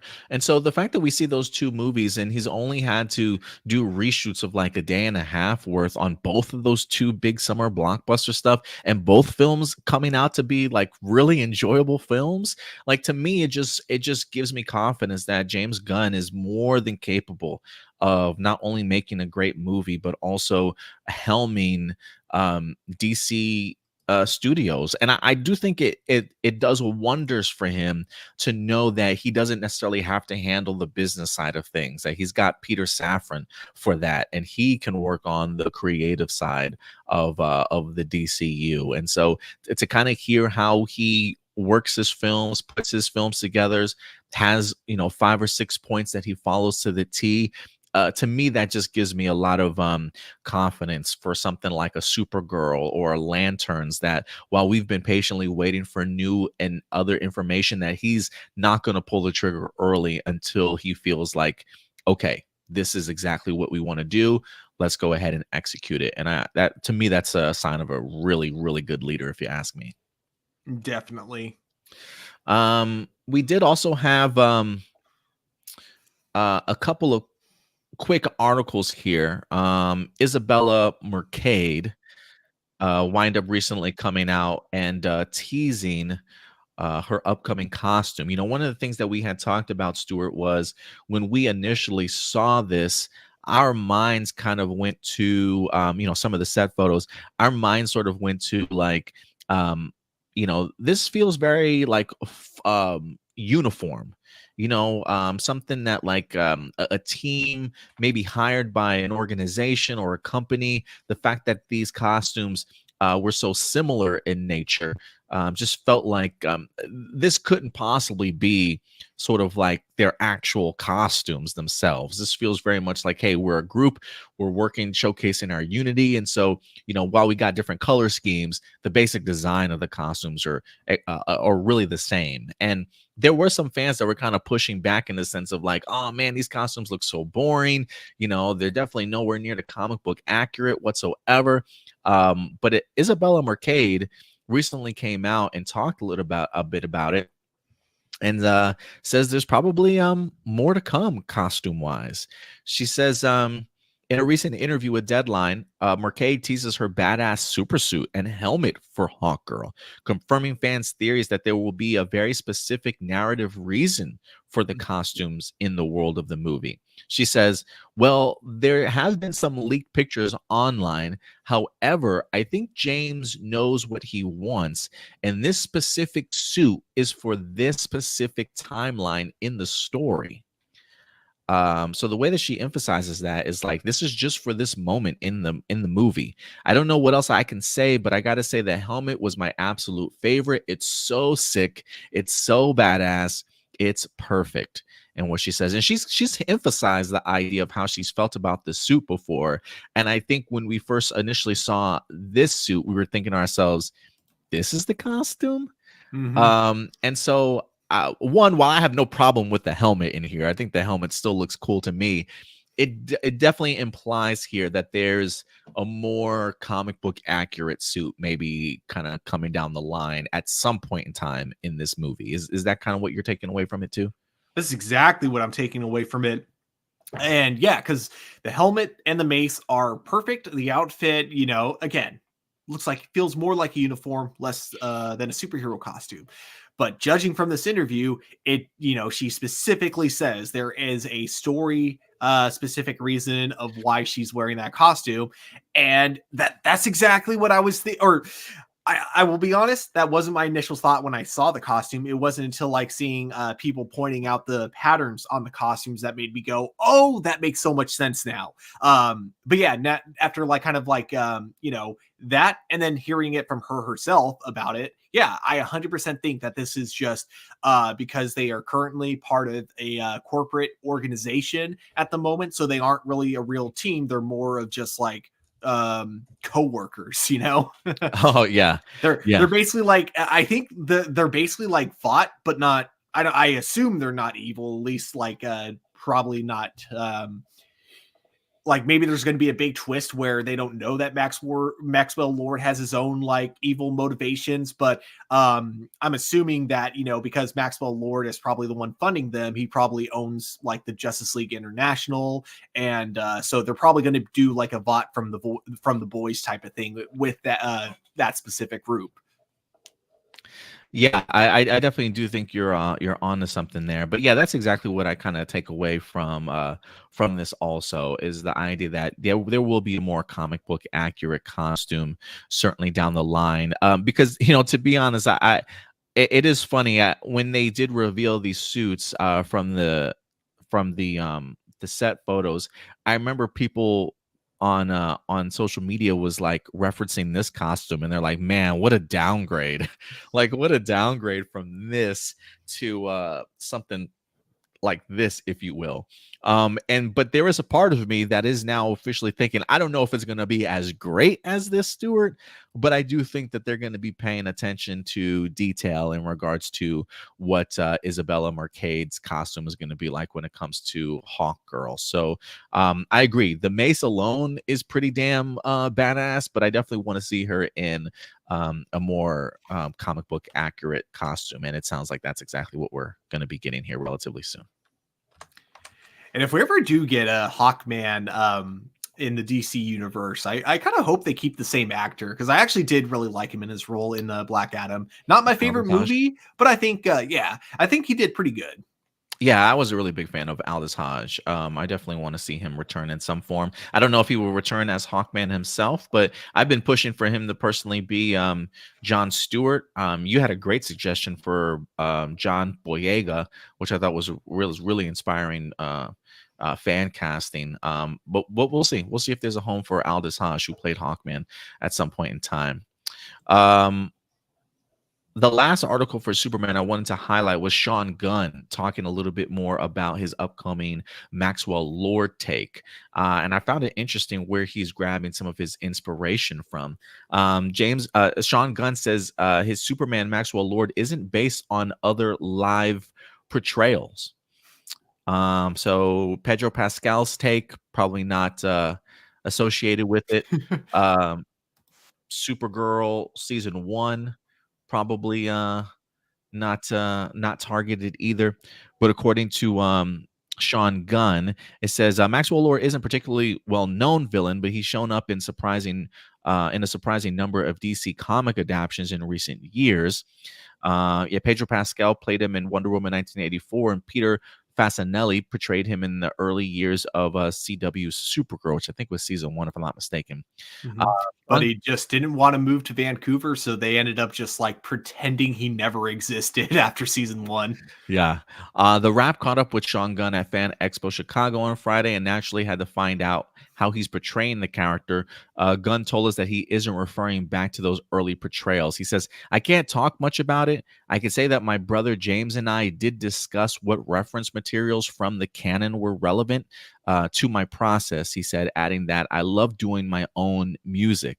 He says, I can't say that much other than we did talk about the relative materials and we discussed the character in detail on before I dove in. We referenced no live performances of the character. It's all from written materials with things that we figure we're looking at. So it does look like he is emphasizing the idea that, yeah, we're just going to be going with whatever the comic books kind of present to us. So, I mean, I mean, I kind of appreciate that. James Gunn is a big comic book guy. I mean, if you could look, if you could make a Creature Commandos animated series and like pull from a deep cut that I didn't even know Creature Commandos was even a DC Comics series, right? And you're making that a thing. We know that James Gunn loves his comic book references, and so I will be fascinated to know like what type of Maxwell Lord are we getting? Are we getting like Justice League International type? Are we getting like the agent that like Wonder Woman wind up snapping the neck to? Like, I am kind of curious, like what personality traits of Maxwell Lord we're going to be getting here from Sean Gunn. I am hoping it's the version that will eventually get his neck snapped by Wonder Woman from the was that by Jeff Johns? Oh, man. I keep Maybe thinking it it's might have Jeff been. Johns because like it was when I first read about it, it was during a Teen Titans run of comic books where Cassandra was getting so much heat at school because everyone knows she's Wonder Girl, and everyone was like going, "Don't you know your mentor's a murderer?" Mm-hmm. Even though, like, literally, if she didn't do that, Superman would have killed like a million people in like 2 seconds. So it's like that was just one moment in the comic books that that I always hated was like everyone's reaction to her killing Maxwell Lord. Even though it's like to me that was the one of the rare times where it's like no, that was a justified kill. He in most versions, Maxwell Lord, he's a ruthless business mogul in charge of a powerful multinational corporation, formerly an ethical entrepreneur looking to better mankind through technological progress. Lord eventually became paranoid, power hungry, and obsessed with controlling and using superpowered beings, preferably behind the scenes. So yeah, Sean Gunn's got a lot to tap into for sure for Maxwell Lord's comic book legacy. So we'll see what we wind up getting. But I think it was an interesting hire or casting choice for sure. But the fact that we can tell him and his brother are clearly really collaborating, it certainly seems as though he's trying to really create his own unique and kind of comic book inspired version of Maxwell Lord. So we'll see what we wind up getting. Yeah, I'm excited. Yeah, I'm pretty excited for it. What's up, Marcelino? Good to see you, man. He says it's a little ironic that James Gunn says he's pulling from comics and not any adaptations, but he said that his Lex Luthor is partially based off of Smallville's Lex. Yeah, and I'm sure you could probably take inspirations from for certain characters. I mean, he might be a really big fan of Michael Rosenbaum's take on Lex, so he's like, let me take some influences there. Maybe he didn't necessarily care for the way that Pedro and Peter Fasinelli portrayed Maxwell Lord in the live action. So he's like, you know what? Maybe we want a little bit more comic book accurate sort of thing. I never take James Gunn's word in the sense of like I'm only going to be taking adaptation from comic books going forward sort of thing, right? I think it's important, I think, for a creative to be able to find inspiration in various type of mediums. I'm sure there's probably some characters that he's getting ready to tackle that maybe he likes their version of the animated series a little bit better, and maybe might, hint towards some of his own character development being from past characters from animated series too. So I think the idea of being able to be flexible enough and where you get your iterations or your inspirations from characters are really important. So he could say one thing for one character and say something completely different for another. I don't think there's anything wrong with that. Yeah, and I think like with Michael Rosenbaum's Lex Luthor specifically, there were a lot of influences from different comic books that went into that version of Lex Luthor, and so I think that with Maxwell Lord, especially looking at the Wonder Woman version of Maxwell Lord, that was just like a completely different character. It just wasn't the same Maxwell Lord from the comic book, so it wouldn't make sense to take any inspiration from that version of it. Whereas Michael Rosenbaum, pretty accurate with some liberties here and there. So inspiration from that makes a lot more sense. Yeah, and I think especially with Maxwell lore, with him having such a vast DC comic book lore, I'm sure that there are different portrayals of his characters certainly over the years. So who knows? Maybe it's a little bit of an amalgamation of Maxwell Lord's character and how his personality has progressed or regressed in certain years, right? So if Sean Gunn is saying, look, we're getting our material from the comics, it could be attributes from all around Maxwell Lord's kind of history to kind of make this version that they're kind of going for. So always important to have some flexibility there. Yes. Marcelino says, I heard Aldous Aj said he might not return. Yeah, it's possible. Plus, Aldous Aj's age is 34, while Isabella Merced is 23. So I doubt that they would be open to an age gap. Yeah, I personally have never been under the impression that Aldous will return as Hawkman, as much as I personally would love to see him return, like Stewart said. I think that's one of the reasons why I've been pushing for him as John Stewart. I would like to see him as another character. And they did mention in some of their casting that they were going for like in between the 30s and 40-year-olds for John Stewart and Hal Jordan. So the idea of Haj being 34, I think he could pull it off. I think he could pull it off. So maybe the age gap is a little troubling if he were to play Hawkman, but if anything, two things I will say to that. One, I personally want him back as somebody else. But if they are dealing with like the concept of reincarnation and whatnot, these characters being born again and finding each other, I don't know if the age gap is, well, it maybe it's startling for some people, but I think comic book wise, I think we've all just kind of gone with it. You know what I mean? And the other thing too is that they're actors. It's not okay. Martin Freeman and Jenna Ortega had a scene where they were intimate with each other. All right, and the age gap there is huge. So it's like if they can do that, 34 and 23 isn't that bad. And again, acting. It's not like this is a real relationship that the actors have to have outside the movies. This isn't the golden age of Hollywood anymore. Studios are not allowed to do that. Hopefully. Yeah, hopefully, because that would be messed up. But yeah, those are just some brand new details in regards to Superman. Let us know your guys' thoughts in the comment section box below. How are you feeling? How this film is certainly coming together? Definitely go ahead and let us know your guys' thoughts in the comment section box below. And from that, Stuart, we will move on to more movie and television news here. As look, man, one of my favorite childhood franchises growing up as a kid, He-Man and the Masters of the Universe, is certainly back in the news. For those of you who are unaware, Travis Knight, the director for Bumblebee, along with Kubo and the Two Strings, is in fact back to do more live action, as he, along with Mattel, are finally bringing Masters of the Universe to the big screen. I feel like we have a director on board, we have a writer on board. They've already officially cast who their He-Man or Prince Adam is certainly going to be, and casting certainly continues. Stuart, this is like the reality of this coming together is more tangible than ever. We're really getting this film. Like, it's not a case of, hey, we're going to announce this and then sort of drop this. Like, no, we are really getting into, hey, let's start casting some supporting characters here and kind of pushing forward. This might be one of our best chances to see a live action Masters of the Universe on screen. And we got more casting here this week. This actually comes to us from Hollywood Reporter, letting us know that Camila Mendes nabs the key role of Teela in Amazon's He-Man movie. That's right. Camila Mendes is joining this film. I personally know her from her time on Riverdale. While I personally did not watch, was she Victoria? I believe is who she played. While I personally didn't watch past the first season of Riverdale, she definitely was a standout to me in that series.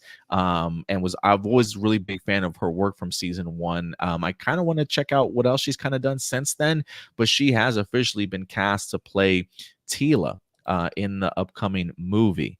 It says Camila Mendes, the actor perhaps best known for playing Veronica. I said Victoria. Veronica in the CW series Riverdale has nabbed the key role of Teela. Mendes will star opposite Nicholas Galitzine from The Idea of You, who is playing the role of He-Man in the adaptation of the popular toy brand. Travis Knight, the founder of stop motion powerhouse Leica, who directed the company's Kubo and the Two Strings, is helming the film. Plot details are being kept sheathed out. The concept centers on the character of Prince Adam of Eternia, who, thanks to his power sword, turns into the muscular He-Man and is imbued with superhuman strength and abilities. With his assortment of allies, he defends the planet from the evil Skeletor and his armies. Teela is, where'd it go? Teela is the captain of the Royal Guard, an adopted daughter of Man-at-Arms. It also goes on to say the royal family's inventor of weapons. Depending on the animated series, she at times has suspected Prince Adam of being the heroic He-Man and has at times become his romantic interest. The screenplay is by Chris Butler.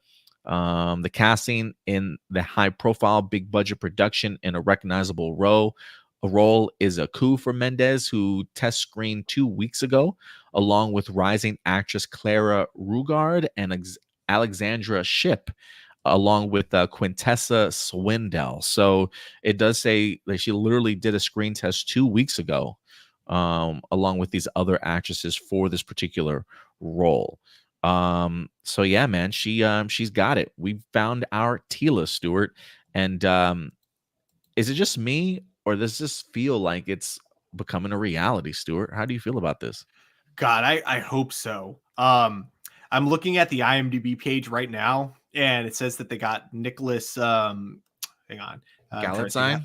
Oh yeah, Galaxine as a He-Man. As far as I can remember, the only thing I can think of that I've seen him in was the movie Bottoms, where he was like the bully, and he was pretty funny in that movie. So it is going to be interesting seeing him go from that to like now being the guardian of the universe, from comedic bully to savior of mankind. Yeah, man. I maybe I'll have to check out some of his past work to see what he's bringing to the table here. But I definitely believe in Camila Mendes. I think she's going to do an outstanding job as Teela in here. And I'm just trying to pinch myself to realize that this is really coming together. I mean, the fact that they are literally doing screen tests right now and seeing who's going to be working opposite. I would assume if they're doing screen tests, it's probably like screen chemistry too on set with whoever's playing the actor that's playing He-Man in here, or Prince Adam. And I love the idea of Camila Mendes possibly being a love interest for this character. So I would assume, if anything, maybe next up is who's going to be playing Man at Arms. Maybe we have like who's going to be playing our Skeletor would be nice. Like the next two sort of big casting reveals would be nice. I wonder if they're going to have an Orca in here who's going to be playing him, and a bunch of other characters, man. So I hope we start getting a steady rollout of casting announcements, because it does look like it definitely gives that vibe of we're ready to go ahead and make this movie, y'all. It's really happening. Can I do a quick fan cast? Yeah. Okay. Men at Arms. Hear me out. Hear me out. The actor that plays Peter in Deadpool. Oh God. Yeah. Give him a mustache. Give him a mustache. He's good to go. And then the other one for Orca, or sorry, what was his name again? I think it was Orca. Let me see. Orca? I'm thinking for that character, just CG character. Orco. My bad. Yeah. Orco. With Orco, CG character, voice actor. I cannot remember his name, but basically the guy that does the voice for Alpha, Invader Zim, and Billy from Billy and Mandy. That guy is Orca. I know they probably won't, because they're probably going to hire a more like known actor rather than going for like a voice actor. But if I had my way, if I was casting, that's who I would cast as Orca. Yeah, I will be. Look, I don't even know if there's going to be an Orco in this movie at all. But I do feel like, just with Travis Knight's background of stop motion animation and stuff, like he just feels like he is open to really tapping into the fantastical side of things. So maybe he ends up being a part of this movie, along with a talking tiger and Battle Cat. I would be interested to see. If they don't have the talking tiger, then what's the point in seeing this movie? Yeah, what's the point, man? What's the point? What's up, Cody? Appreciate you coming through. He says no confidence in this movie. It's been in development hell for like 20 years. Not a good sign. Normally I would definitely agree with you here, Cody, especially based off of how we've really have tried to make this movie, and it has not happened. Like, as a big fan of the franchise, like, it's been super frustrating to kind of see the various scripts that have come and gone, the various directors and writers that have kind of come and gone. But two things have changed since then. One, the Barbie movie. I think the Barbie movie was a huge success for Mattel, and I think it's given them sort of the confidence on how to tackle some of their previous work. I don't know if Barney is Mattel or not, but It is. I've heard a live action Barney movie is coming, and the way that they've kind of talked about it is really taking like a fresh role, that a fresh take on it, that's something maybe Barbie certainly tried to tackle. So I do think that the success of Barbie has allowed them to view their properties in a different light of how they should be brought to the big screen. So I think Barbie is a first telltale sign that Mattel is changing their viewpoints on how to tackle their properties. And then two, this is probably the first director in Travis Knight, along with writer combination, that I've thought to myself, you know what? Like, seeing his past work and what he's been able to do, especially with something like Bumblebee, right? Like, fresh off of the Michael Bay disaster films, the last two of those Transformer movies, for him to help really revitalize Bumblebee and take his animated vision that he has when it comes to his own stop motion stuff, and then to turn that into a great Bumblebee movie that I think really brought like joy, took some creative risks, really had some great CGI and animation work along with a really solid story. Um, Having him tackle Masters of the Universe makes me think. And then, mind you, some of the reports that we had been seeing, Stuart, was like he came prepared to this pitch. Mhm. Like Homeboy had like everything planned out, a PowerPoint presentation. Like his imagination, I think is going to do wonders for Masters of the Universe. And the fact that he's attached to this and bringing on, I believe the writer that's attached to this has worked with him in the past in regards to his Kubo and the Two Strings and some of his other work. Those two things alone, I think, give me more confidence about this movie than anything. Does that mean it's going to be great? Absolutely not. But I do think this puts this movie in a much better position of actually making it to the big screen and walking away with something rather enjoyable. Or at least that's what my hope is, because I have the trust in what he's been able to do. He says, "Oh yeah, okay, Travis Knight is a good choice." Yeah, I do think that he's one of the better choices that we've had for this movie.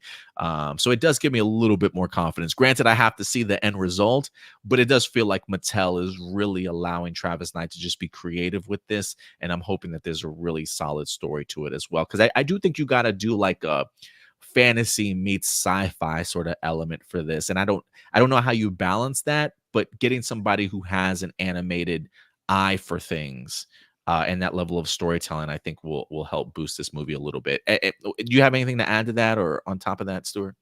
Oh, no, no, I'm agreeing with everything that you're saying. I think that, yeah, Travis Knight is a good choice. You mentioned having like kind of an animated eye for things. I think that Travis Knight, when you look at that very first like opening scene from Bumblebee, he Oh definitely yes, knows how to capture the feel of something like nostalgic and update it just enough so it feels more modern. So yeah, I think he's absolutely. a great choice. I loved everything that the writer has worked on, from Kubo and the Two Strings and Box Trolls is like one of my favorites as well. I don't know if he wrote that movie, but it was definitely by that company. And then of course Coraline, which is just Oh, I love a Coraline. masterpiece. Yeah, I love Coraline. So yeah, no, like everything I'm hearing so far is giving me positive vibes. Yeah, I agree. He also said Jack Black or Kevin Hart as Orko. Oh, yeah. Oh God, yeah, no, they'll probably do Kevin Hart as Orko and Jack Plast as Cringer. Oh no. Yeah, just get them both. Just get them both Yeah, for Cringer. exactly. And then this one I would actually like No. if they get Willem Dafoe as Skeletor. Ooh, I do like that choice, man. I do like that choice, William Defoe. But yeah, I can just imagine Kevin Hart as Orko right now. God, it might totally take me out of this movie. But we'll see. We'll definitely keep you guys posted. But I'm telling you, man, Camila Mendes, I think it's a great choice for Teela. Casting has, in fact, begun clearly. This movie is happening, y'all, as long as there's no other bumps in the road. But I'm feeling pretty confident about this one. Let me know your guys' thoughts in the comment section box below about your thoughts on the casting for Masters of the Universe. Last thing I'm going to say, curse you, He-Man. You found my one weakness, dying. That's a great Skeletor impression, man. Thank you. We got two more topics for you guys before we get into our live viewer questions today. We're going to go ahead and transition to another movie news, more movie news here for you guys, as James Wan is back in the news, fresh off of his work on Aquaman 2. He also went ahead and helped bring to life the Conjuring horror series, if you will. He also did, was it Megan recently, if I'm not mistaken, or maybe he was like an executive producer. Do you know if he directed that movie, Stuart? Did he I know direct Megan? I know he produced it. Let me check if he directed it. Also, I think it's called Mithrigan. Oh God. Um, Just like with Fan Four Stick. but it seems as though James Wan is going to be sticking perhaps in his horror genre a little bit, as he's going to be tackling a reboot, believe it or not, of Creature from the Black Lagoon. He did Uh, not. He did not direct Megan.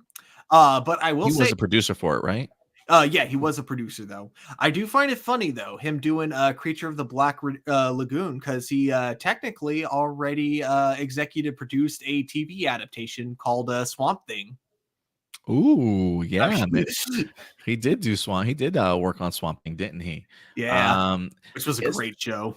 This is definitely tapping into familiar territory for James Wan, then for sure. Let's go ahead and dive into this article. James Wan in talks to direct Creature from the Black Lagoon remake.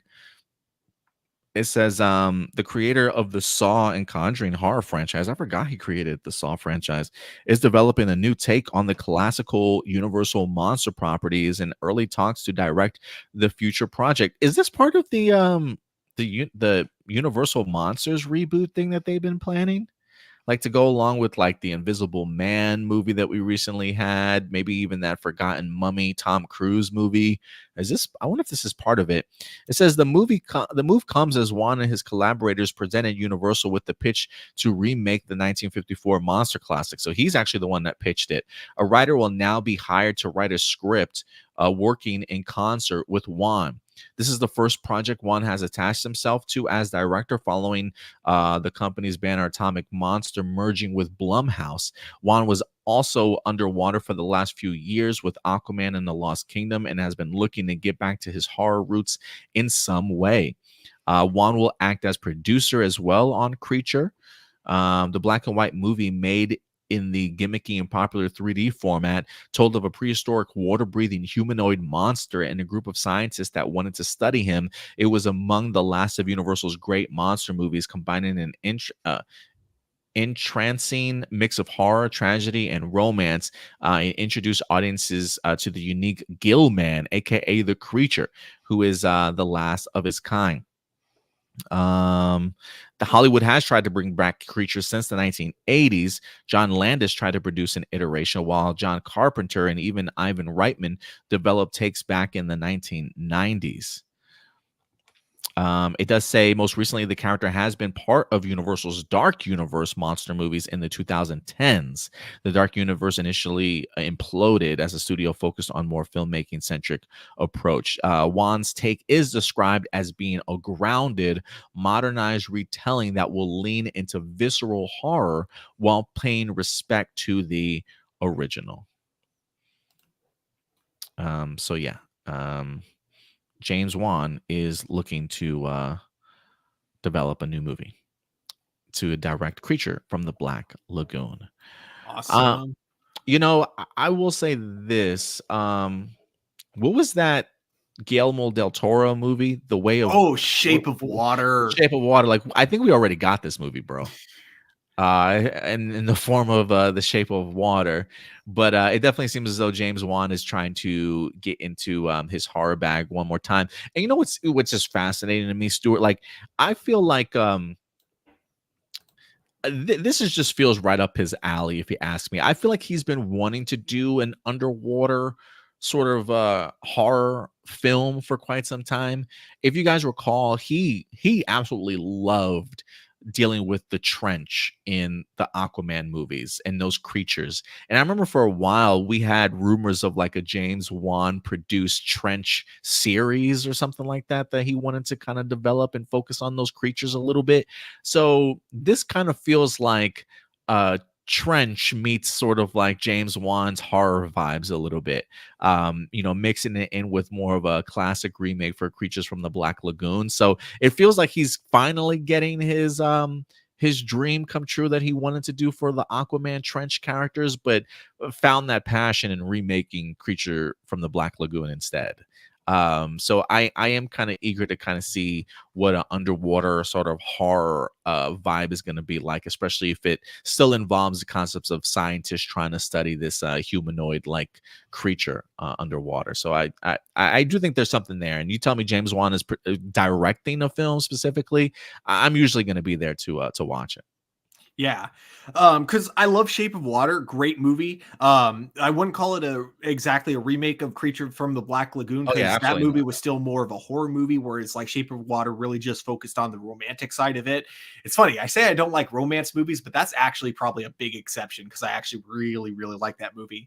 So that being said, I think that if they're able to kind of like take maybe like the romantic element of Shape of Water and Creature from the Black Lagoon and then work it into a horror remake where it's like more tragic because this is a creature that will still defend its territory. So it's like you get that horror element, like maybe whether or not the people that the victims in the movie deserve it or not, you could still write a really scary film from all that. I look forward to seeing how it all turns out. And yeah, like you said, James Wan, it's mostly hits, especially when it comes to horror movies. I'm not the biggest fan of his.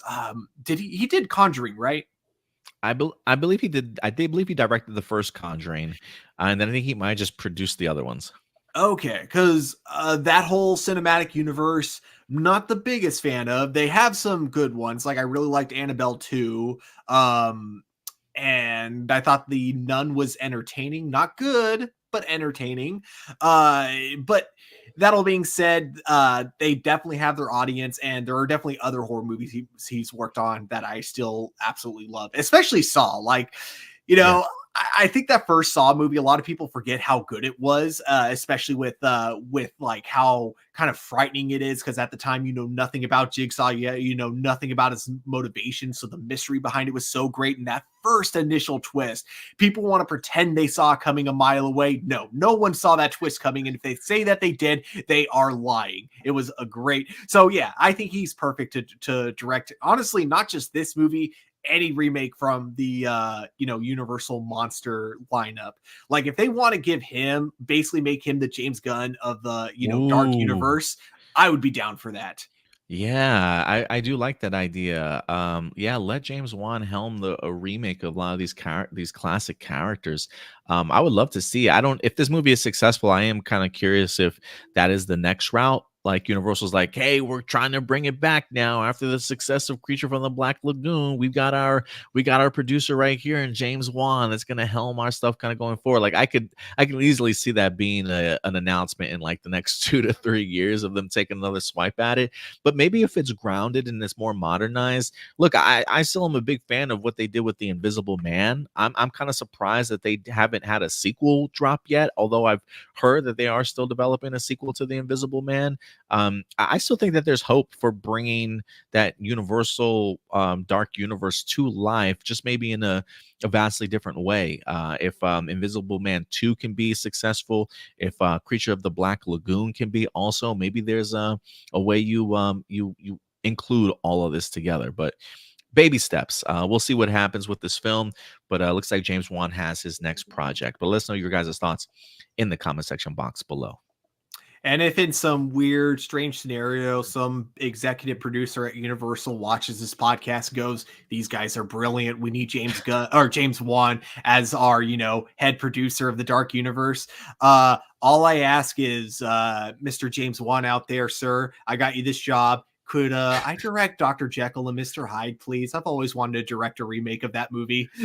I just give me a cameo as an extra, please. I'm just being an extra. I just always want to be on the film set and see how the movie process goes. Just give me like a I don't even necessarily be like extra. Just give me like a one line. I just need one line in the movie. And if I say it and I die, that's cool. Like I don't care if you kill me off. I just give me one line in a movie. Thank you, Mr. Wan. Awesome. Yes. Thank you, Mr. Wan. This Thank is you, Mr. definitely Wan. happening. We're definitely going to be in charge in the next couple. I'm kidding. What's up, Sam? Good to see you, Sam. He says, "Yeah, do remake of Dr. Jekyll and Mr. Hyde, dark film." Yeah, I'm down Yeah. for that. That's kind of why I want to remake it, because like that movie for the time it came out, it pushed the boundaries of what you were allowed to do in a movie back then. I don't know if I've ever seen the original. I don't think I've ever seen it. Really, Yeah, really good movie. I gotta check it out. And then we got one more topic for you guys today before we get into our live viewer questions. This is coming to us from Variety. As look, the Ghostbuster franchise right now is on an upward climb. After Ghostbusters Afterlife, along with Frozen Empire, still carrying that momentum and excitement from fans on how Ghostbusters is kind of having their second push, if you will, and they're looking to expand the franchise even more. I don't know if we've talked about this concept of a Ghostbusters animated series before on here or not, but it seems as though it is being pushed forward, ladies and gentlemen. Now, we are about to get us some Ghostbusters animation, and it has been quite some time since we've kind of tackled that world of animation for these characters. But to be honest, they definitely have set themselves up a really fascinating world in these past two films here for Afterlife and Frozen Empire. But let's go ahead and dive into this article and see, just, is there any connective tissue from this animated series to the movies? But this comes to us from Variety.com saying Netflix green lights Ghostbusters animated series, taps Elliot Kalan as executive producer. It says Netflix has greenlit the animated Ghostbusters series, first announced back in 2022. So I'm pretty sure we probably talked about this. Variety has learned exclusively from sources. In addition, Variety has learned that Elliot Kalan has boarded the project as writer and executive producer. The show was first reported to be in development at the streamer back in June 2022. Exact plot details are still under wraps, but sources say the 3D animated series will be tonally in line with the recent Ghostbusters films. As previously reported, the series hails from Sony Pictures Animation, with Jason Reitman and Gil Keenan of Ghost Course Incorporated on board as executive producers. So Jason Reitman and Keenan are definitely going to have a lot of say in regards to how this certainly turned out. They recently co-wrote the live action together of Afterlife and Frozen Empire, with Reitman directing the former and Keenan directing the latter. So I don't know if the story is going to come from both Reitman and Keenan, but the fact that they're executive producers and part of really help shape what this animated series is going to be really kind of gives me a little bit confidence. Kaylin is, hold on, where did it go? Damn it, I just had Elliot Kalin, who's executive producing, says that best known for his time as the head writer of The Daily Show with Jon Stewart. During this time, the show he was a part of received 7 consecutive Emmy nominations. He was also the head writer of the Netflix revival of the cult hit series Mystery Science Theater 3000. And he's also known for co-hosting the Flophouse podcast and writing comic book series Spider-Man and the X-Men as well. This is now the third Ghostbusters. That is just, sorry, I have to just say that is just such a diverse resume. Talk show, animated show, or animated action show, and then a comedy like I don't know how you would categorize Mystery Science Theater. Yeah, I don't know either. I don't know how you would categorize it, but like that is just such a diverse resume. I just gotta say. Yeah, he's looking like he's done a little bit of everything. It says this is now the third Ghostbusters animated series in the history. Previously, the real Ghostbusters aired for 140 episodes, mostly on ABC from 1986 to 91. That's the iteration I grew up with and was a huge fan of it. It continued the adventures of the characters from the original film, followed by Extreme Ghostbusters, which aired 40 episodes in syndication. The show featured mostly a new lineup of characters, though the team was led by Egon Spangler. So yeah. I think with again, I don't know who the writer of the show is going to be, but if anything, I am kind of hoping that they do connect this to Afterlife along with Frozen Empire. Maybe if anything, it'll be like interesting, filling in the blanks of stories, maybe leading into the third film. Maybe this will be just adventures that have kind of taken place with this team, whether that be the events before Frozen Empire, maybe some of them afterwards, if you will. I don't know. I really don't know what this is going to turn out to be, but just based off of how I personally have enjoyed the last two Ghostbuster films, I'm eager to see more. I truly am. I think more franchises should certainly tap into the animated side of things to kind of expand upon their world a little bit. But I'm all for this. What do you think, Stu? Yeah, because I really enjoyed the first Ghostbusters Afterlife. And then, with Frozen Empire, I enjoyed it for the most part, but I think the biggest thing that the show could help us with in terms of like some of the questions I had with it is the movie just kind of like, despite Afterlife kind of implying that ghosts haven't really been around in a long time, Uh-huh. uh the sequel kind of just acts like ghosts have just still been causing havoc in New York City this whole time. And it feels like there was a big gap between the two of them that were like, wait, what happened in between? When did they like officially start busting ghosts in New York City, moving away from that small town? Like, I feel like there's so much that happened in between them that they could totally answer in this animated show if that's the direction they want to go in. The other thing too is that because it's animated, they don't even have to worry about trying to get like all the actors back if they're not interested in coming back. Because I know that like Bill Murray, especially, was someone who wasn't necessarily super interested in the franchise. So this would be a great way to keep his character in the franchise without having to worry about like overworking Bill Murray, who's like been fatigued with the franchise for quite some time now. And yeah, just I think Ghostbusters. I never watched the real Ghostbusters as a kid because I think that was a little bit before my time, but I know it has a huge fan base. And so I just think Ghostbusters in general works really well in the form of animation. So I think this is a very smart decision, a good way to expand the universe. Yeah, I definitely do think it's a really good way to expand the universe personally.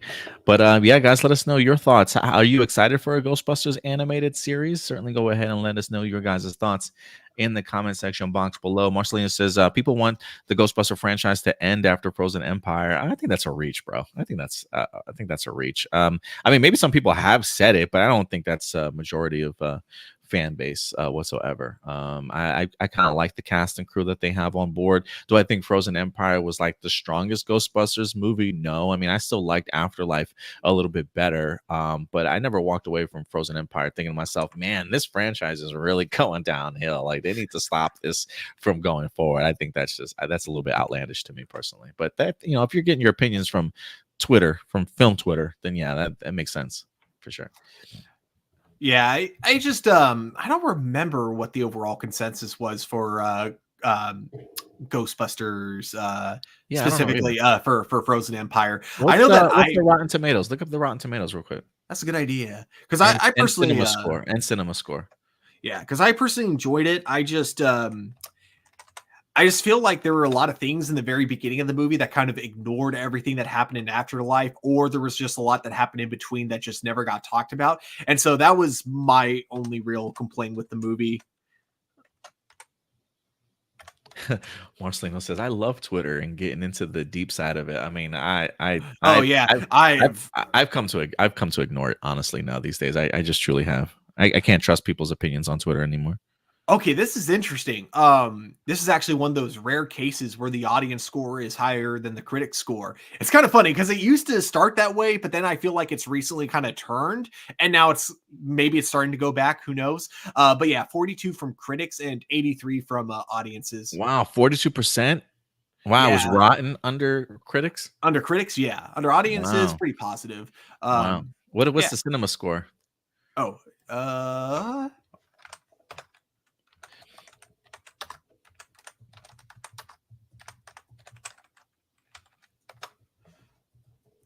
gets It's like a B plus. yeah, B From what I plus. see. Okay, yeah. Afterlife was an A minus. Frozen Empire was a B plus. And I think I graded both of these movies myself too. Let me see. Ghostbusters.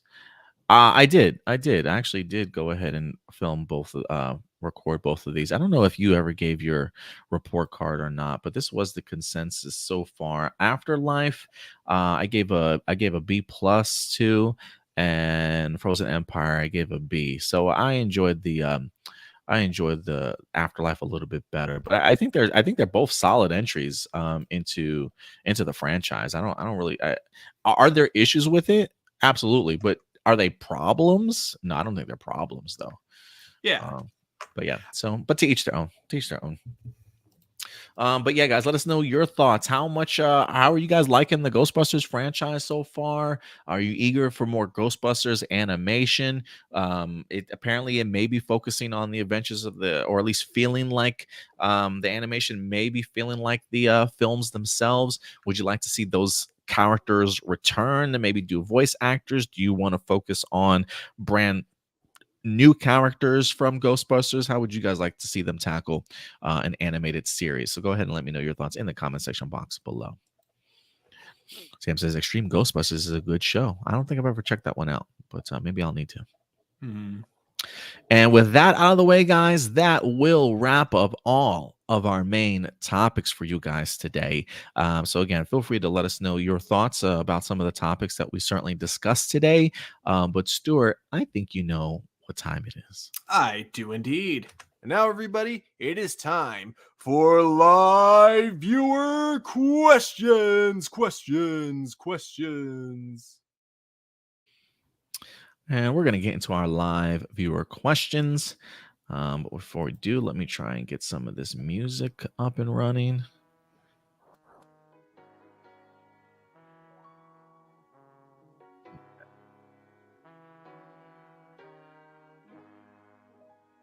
I think that's the newer.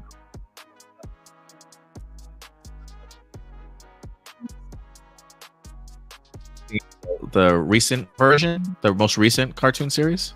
Yeah, the Extreme Ghostbusters. Oh, okay. I think. That was another one that I just never saw. That was probably on air when I was like a kid, but I don't remember ever watching it. If you guys need us to bring down the volume of the music, let us know if it's a little bit too loud. But we're going to get into live viewer questions. How do you submit a live viewer question over? I'm glad you asked. Just go over to our YouTube channel, as you see here, A+ Hero Report. Click on that community tab, and usually Saturday mornings, afternoons, or evening. On Saturday, we will go ahead and post a live viewer question post, as you see right here. We got 8 replies, so let's see what we got here. Marcelino kicking us off here today. Projects like Phase 4 have been relying too much on people watching the other expanded projects, aka the Disney Plus shows, in order to understand the movie's story, and have been criticizing for forcing people to do homework. However, when did the opposite happen? Was there ever a time where there was a project that was part of a bigger universe but felt so self-contained that you advocated that it would have benefited if it did make people do more homework on watching other stuff to understand what's going on? For example, what made Angel in the early seasons of Legends of Tomorrow so great was that you had to watch the other shows connected to it, and that if you watched them on your own, you wouldn't understand what's going on. It was made specifically for the hardcore fans of the franchise. If they were written to be self-contained, they would not be as beloved as they were. I definitely agree with you to that, a certain extent. I think those are 2 really good examples, honestly. But was there ever a time where there was a project that was part of a bigger universe, but felt so self-contained that you advocated that it would have benefited if it did make people do more homework on watching other stuff to understand what's going on? This is technically not quite in that category, but I'm still gonna put this as my answer. I think Superman and Lois should have stayed in the Arrowverse, personally. I don't think it would have been that hard to just make a couple of edits in like the script, because really it wasn't really in its own universe until the end of season 2. So the only lines that suggested it was in its own universe were in the finale of season 2. And if you took those away, you would still have a show that could fit in really well with the Arrowverse. The only thing that people might question is, why aren't other superheroes around? And to that, I just say, just have a simple line here and there saying, oh, they're busy with this, or we don't have someone someone up that level of Superman. So I know it's technically not part of the Arrowverse. I think it should have been, and I think it should have had just a couple of small loose connections that would have helped benefit it personally into that world. Does that make sense? Yeah, I agree. But he says your answer doesn't count, Stuart, even though really? I agree with you. I don't there was a part of me that was going to say Power Rangers to a certain extent. Yeah, actually. But there's so many seasons of Power Rangers though. Like I don't expect people to have to go back and watch everything to see how it's connected. But for me as a viewer, that was one of the things that kind of turned me off about the Disney era Power Ranger stuff, was that the shows were so self-contained. They didn't really connect themselves to the big universe of Power Rangers until we got to something like Dino Thunder, I believe. I think maybe Mystic Force kind of hinted at it in the sense of I think Mystic Force might have done a little bit of it, but it really wasn't until like Dino Thunder where they really connected like the past stuff of Power Rangers into that series that for me made me enjoy it a little bit more. So I do wish that at least Power Rangers, at least in a certain point in time during its Disney era, had connected itself a little bit bigger to the overall story, to have maybe benefited the show a little bit more in regards to like just having a past lore attached to it instead of it being sort of its own self-contained thing. And again, that look, if people feel like, hey, it worked better that way of being self-contained, more power to them. And so, but for me, I personally would have liked to have been part of a bigger universe and people having to have sort of watched I like the idea of like something like a MMPR season 3, building into Zeo, and then Zeo building into Turbo, and then Turbo building into In Space. Like, to have watched those in consecutive orders and be emotionally attached to those characters and be a part of an overall bigger story to where the payoff in Space really pays off. Like, that's the type of connective tissue I really would have liked to have seen continued into something like the Disney era. But to each their own. Like I said, if people like that contained storyline environment for the Disney era, that's cool. I maybe I was just a little bit spoiled from what Saban did in his previous run for me to have wanted to see a lot of those series kind of connect to itself. I actually will give another answer in regards to Power Rangers. There are 2 seasons that really could have benefited from more continuity. The main one, of course, is Megaforce, because I think that if they were to tie every power up into previous seasons, it definitely would have had like the power ups that they get like feel more earned instead of just like super tacked on like out of nowhere, like they were just trying to burn through all the stock footage as fast as possible. The other one would be Ninja Steel. I think that it would have been a cool idea to bring in some legacy like Ninja Rangers in that season, especially because they really love to emphasize how the dad was the greatest ninja in the world. And it's like, well, how did he become the greatest ninja in the world? Was he part of the Wind Academy, or was he part of a different ninja academy? I would love to learn more about this, and maybe see how it ties into Ninja Storm, which was, a school that trained the greatest ninjas in the world. Yeah. And again, like I said, it's not to say that being self-contained didn't help it. It probably did benefit some Power Ranger shows from actually working that way. But for me, preference-wise, I would have liked to have seen them build on top of each other. But again, when you look at it in hindsight, we're talking about 28 years worth of legacy. You know what I'm saying? For people to have watched all that stuff. But even the idea of even if you don't want necessarily all those series to have build upon each other, the Disney era, I think, probably could have benefited of all right, let's start this story off here in this season, and then as we go through our Disney era shows, let's just have that continuity from each show build on top of each other. They didn't even necessarily have to go all the way back to the Saban era stuff. If they just wanted to start their story at the beginning of the Disney era and then have 2 or 3 or 4 seasons actually connect to a big payoff, I think something like that probably would have worked also. But to each their own in that regards. But that's one that kind of stands out to me. Yeah. When it comes to the boys, many people think Starlight is the worst character on the show. The main reason is because she's still the victim character. She's sexually assaulted by both the Deep and Homelander. Her powers are useless. She's just fodder, and that she can never win a fight all on her own without being the damsel in distress. Some people also think Aaron Moriarty is the weakest character in the cast. Maybe you can speak to that more than me, since I haven't really followed the boys this season. I mean, I didn't hate her until the last couple episodes. So I like Starlight. I really like her character, but the way her character got butchered in, I can't remember if it was the penultimate episode or the season finale itself. It genuinely pissed me off. And I'll be fair at first, because yes, she did experience something super traumatic as she was kidnapped and, you know, chained up for a couple of days.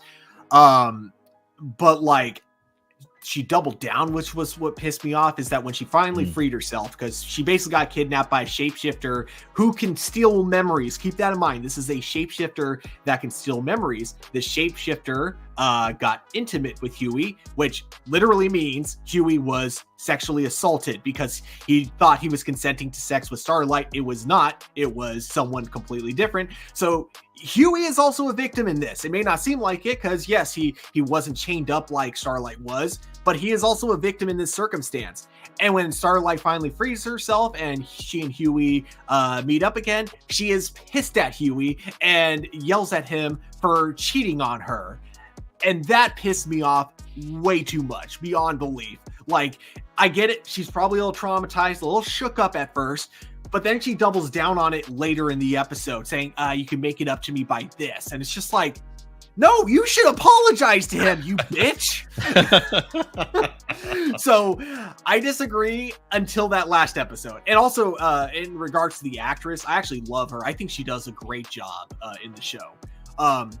But yeah, like, well, she fought on her own when she escaped. It's just that in season 4, she had, you know, performance issues because, like, she was just, like, unsure of herself, which made a lot of sense because, you know, she was at this point where she didn't want to be Starlight anymore. She wanted to be her own person. And so her powers, it's just like Spider-Man 2. They give her the Spider-Man 2 storyline. So I know she was technically a damsel in distress, but did a man save her? No, she saved herself. Ever since Deadpool and Wolverine, there have been videos on why Deadpool is funny, but She-Hulk is not. On the opposite side, there are people comparing Deadpool and She-Hulk's twerk scene, saying that they're the same, but both funny, yet only one gets hate. And that sparked arguments where people explain why Deadpool twerk scene works because it has writers who care about Deadpool, while She-Hulk's is cringe and had writers that didn't care about. I mean, who's to argue that these people didn't care about these characters? I don't get it, and so forth. What are your thoughts on this?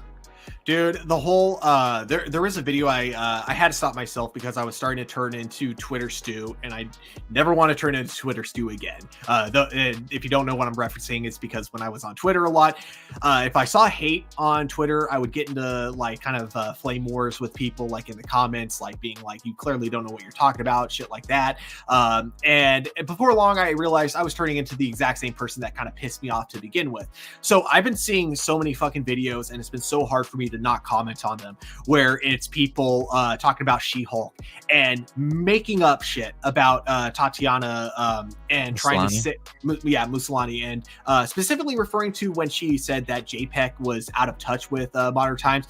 Everyone's like saying, oh, it's because he's not woke like her, even though she wasn't referring to that. She was referring to basically how underpaid a lot of people, not including the main actors, but all the extra actors, all the lesser known actors in Marvel movies are, you know, they're underpaid. Same with VFX artists. That's what she was referring to.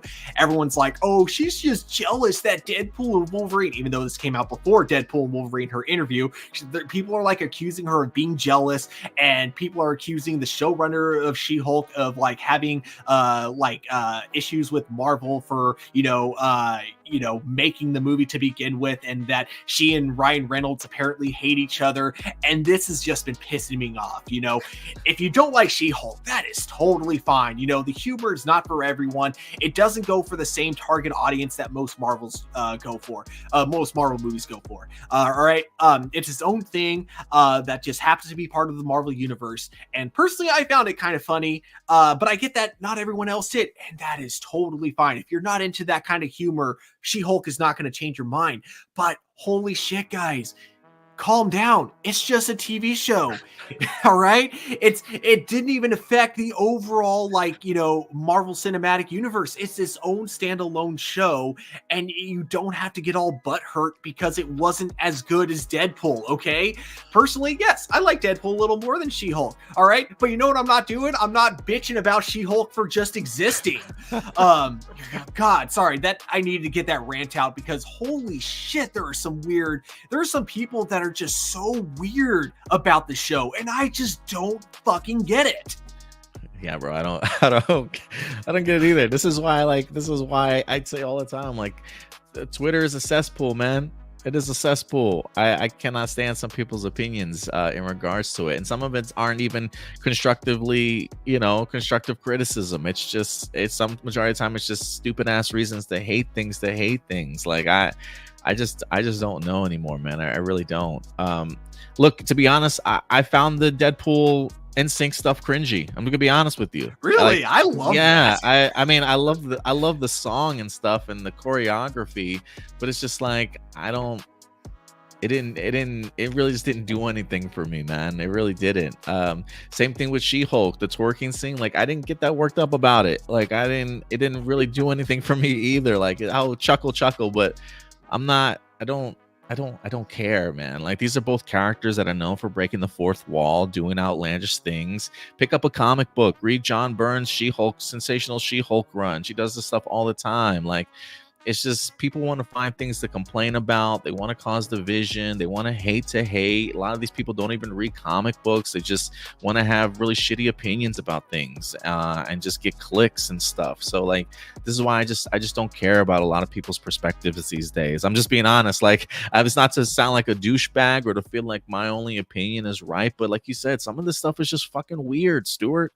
Like, I just don't understand the hate rage or the fake outrage about bullshit. Like, to me, I went and saw Deadpool and Wolverine. I didn't care for the scene. Like, I love the song. That's cool. Great choreography. He's hitting all the beats and stuff, but I didn't care for it. So maybe I'm out of the minority in that regards, but both scenes just didn't really do anything for me, and none of them affected. You either like Deadpool and Wolverine, you either like She-Hulk, or you don't, man. But I'm not gonna sit here and bash and spend all my time bashing on something that I don't like. Like, I don't know how people live in that headspace of feeling the necessary need to just hate things and just let it be vocal about stuff all the time. I thought you're supposed to be a fan of stuff, bro. Like, I thought you were supposed to be a fan of talking about the shit that you love. Like, why aren't we talking about more things that we love? Yes, can we focus on the critical aspects of reasons as to why certain movies and televisions and stuff don't work? Absolutely. But fuck, can you give that like 2 minutes of your time and then 30 minutes about boasting about the shit that you love? Like, why do we become so fucking negative as people? Like, I just do not vibe with this shit anymore, man. Like, that's why I feel like my patience, my tolerance for stupid weird shit like this is just non-existent these days, man. He says people say bye works because it represents saying goodbye to the Fox era of Marvel, and it tells the audiences what they're getting into. Bro, I knew about that before this movie. Like, I don't need a whole dance sequence saying bye. Like, I get it. I already knew that already. Here's what I will last thing I'll say is if people like it, that's cool. I didn't care for it. Like, I like the bye scene from Deadpool. I thought it was great. The twerking scene in She-Hulk, not so much. But you know what's funny? It didn't last long, so I didn't care. Yeah, I just care. It was just like there for a brief joke. It was like a post-credit scene. I don't even remember if I chuckled or not. I think I laughed more at the line that came afterwards, where like She-Hulk was like, "I would kill for you," and then Megan was like, "Reel it in just a bit." You know, I'm like, okay, that was funny. I completely had forgotten about the twerk scene. The only reason I remember the twerk scene is because everyone talks about it, you know. And for me, it was like such a small thing in the show that like barely lasted that long, and so it's just weird how many people hated that, you know. And I will say too, look, you know, She-Hulk is not for everybody. My girlfriend was a really big fan of it, maybe because it was probably driven towards females, and maybe she gets references that me as a male and other males probably just don't get. And you know what, that's perfectly okay if other people enjoy that type of stuff more than others do. But like, some people it resonates with, and some people it certainly doesn't. But to like literally subject yourself to caring about a twerk scene that happened like 2 years ago, like why are we still talking about this, guys? Like it blows my fucking mind. It blows my mind. Yep. Blossom says, have you ever seen the film Yodana yet? I still haven't. I watched the first two. I don't think I've watched the third part. It made it in the spring this year. Those emotions Yodana had to learn to become fully human or put to rest in this. Let's just say that. Plus, the actress for Kamen Rider Sabella is with her. Better Rika than that BITHCH, that's for sure. Wanted to give you a hard time on the last part. Yeah, look, I didn't mind her. I know you didn't really care for her, so I totally understand that. But Yodana, I was always a huge fan of, man. I think she was a great character coming out of Kira Major for sure, and I definitely wanted to see more of her. So I've loved the stuff that they've done as far as like the couple of small like mini series or limited series stuff that they've done for her, but I have not had the opportunity to check out the film that they wind up dropping. I just hope that at least the fight choreography and story is still there, because I've actually found her storyline rather interesting. Doomsday, do you consider boom changers to be wrist morphers or handheld morphers? What do the boom changers look like? They're handheld. You got to push it, and then you strike it across your arm to activate it. I'm trying to remember where they rest at when they're morphed. If they're on the wrist, or if they're still handheld or not. I kind of refer to. Let me see. Hold on. Let me look at another photo. It's been a minute since I've seen Boom Boomger, but I kind of look at them as handheld morphers. Boomger. Let me see. If I look at a poster, there. Okay, so it is on the wrist, but when they use it to morph, it's in their hands. So how would you assess that, Stuart? If you have to hold it in your hand to activate, slide it across your arm to activate, still in your hand, but then when you are changed, boom, it's on your wrist. I still look at it as a hand morpher. I'd count it as a hand morpher as well. Because wrist morpher, I feel like you're always rocking it, and you got to put your arm up, push some buttons, or flip some shit over, right? So I look at it as a hand morpher. Yeah, I would agree. Yeah. What do you think about the concept of Toy Story 5, according to Doomsday? I guess the tech versus toys versus tech. Yeah, that's actually. I wasn't looking forward to Toy Story 5 before. This actually has piqued my interest a little bit. Yeah, I totally agree. I think for me too.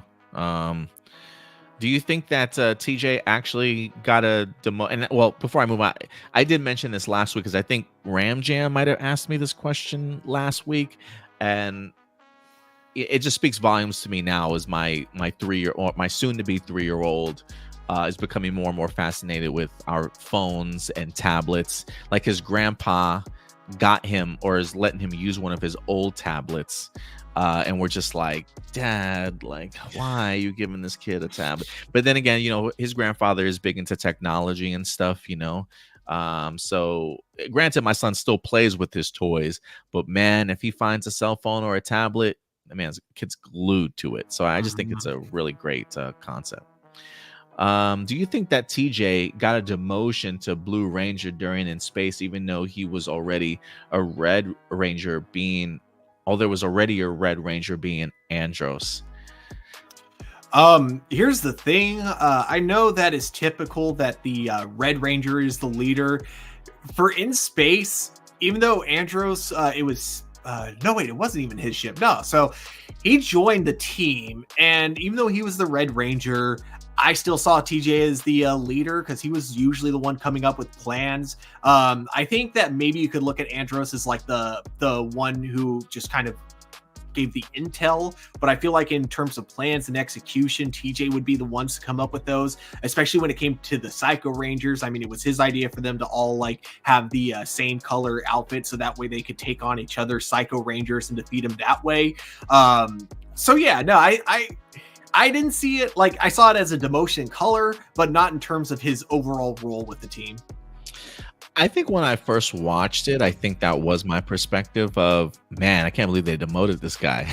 They just gave somebody else a Red Ranger. But I think as I've gotten older and I've rewatched it, I feel like I look at it a little bit differently now. Because yeah, he still came across as the leader, right? Like people still came to him for like the advice and what do we do sort of thing. Whereas now that you're in space, though, you do need that person that's used to these new environments. And so the fact that Andros kind of comes in and he's utilized certainly differently, I just don't know if I always saw TJ as the leader though for in space, or eventually it felt like Andros to me. So it does feel like there was for me it felt like there was a little bit of a demotion, but I think I've come to accept it a little bit more as I've gotten older. But that's just how I used to view it.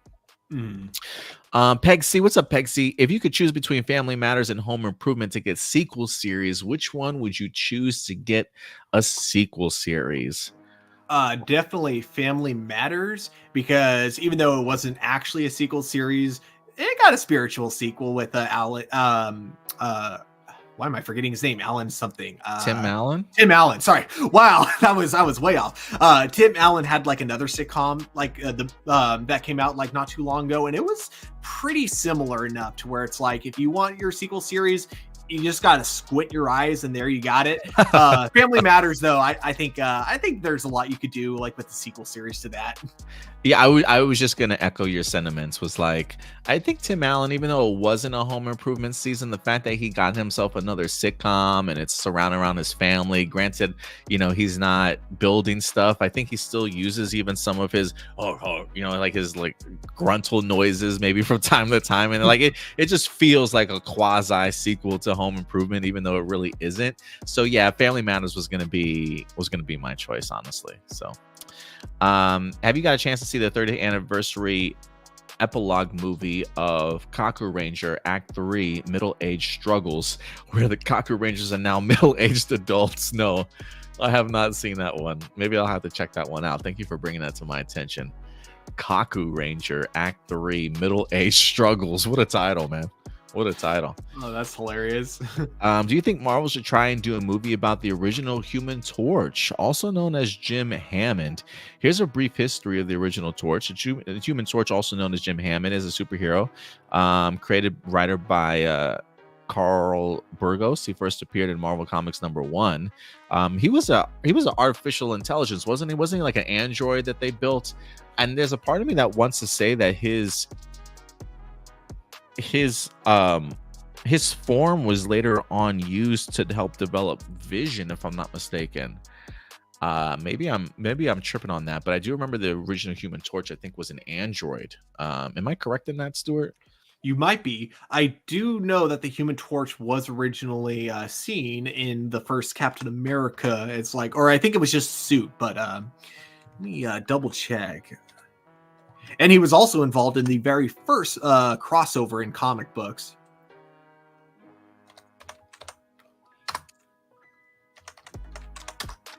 Jim Hammond. It was an android. Okay, yeah, it was an android, right?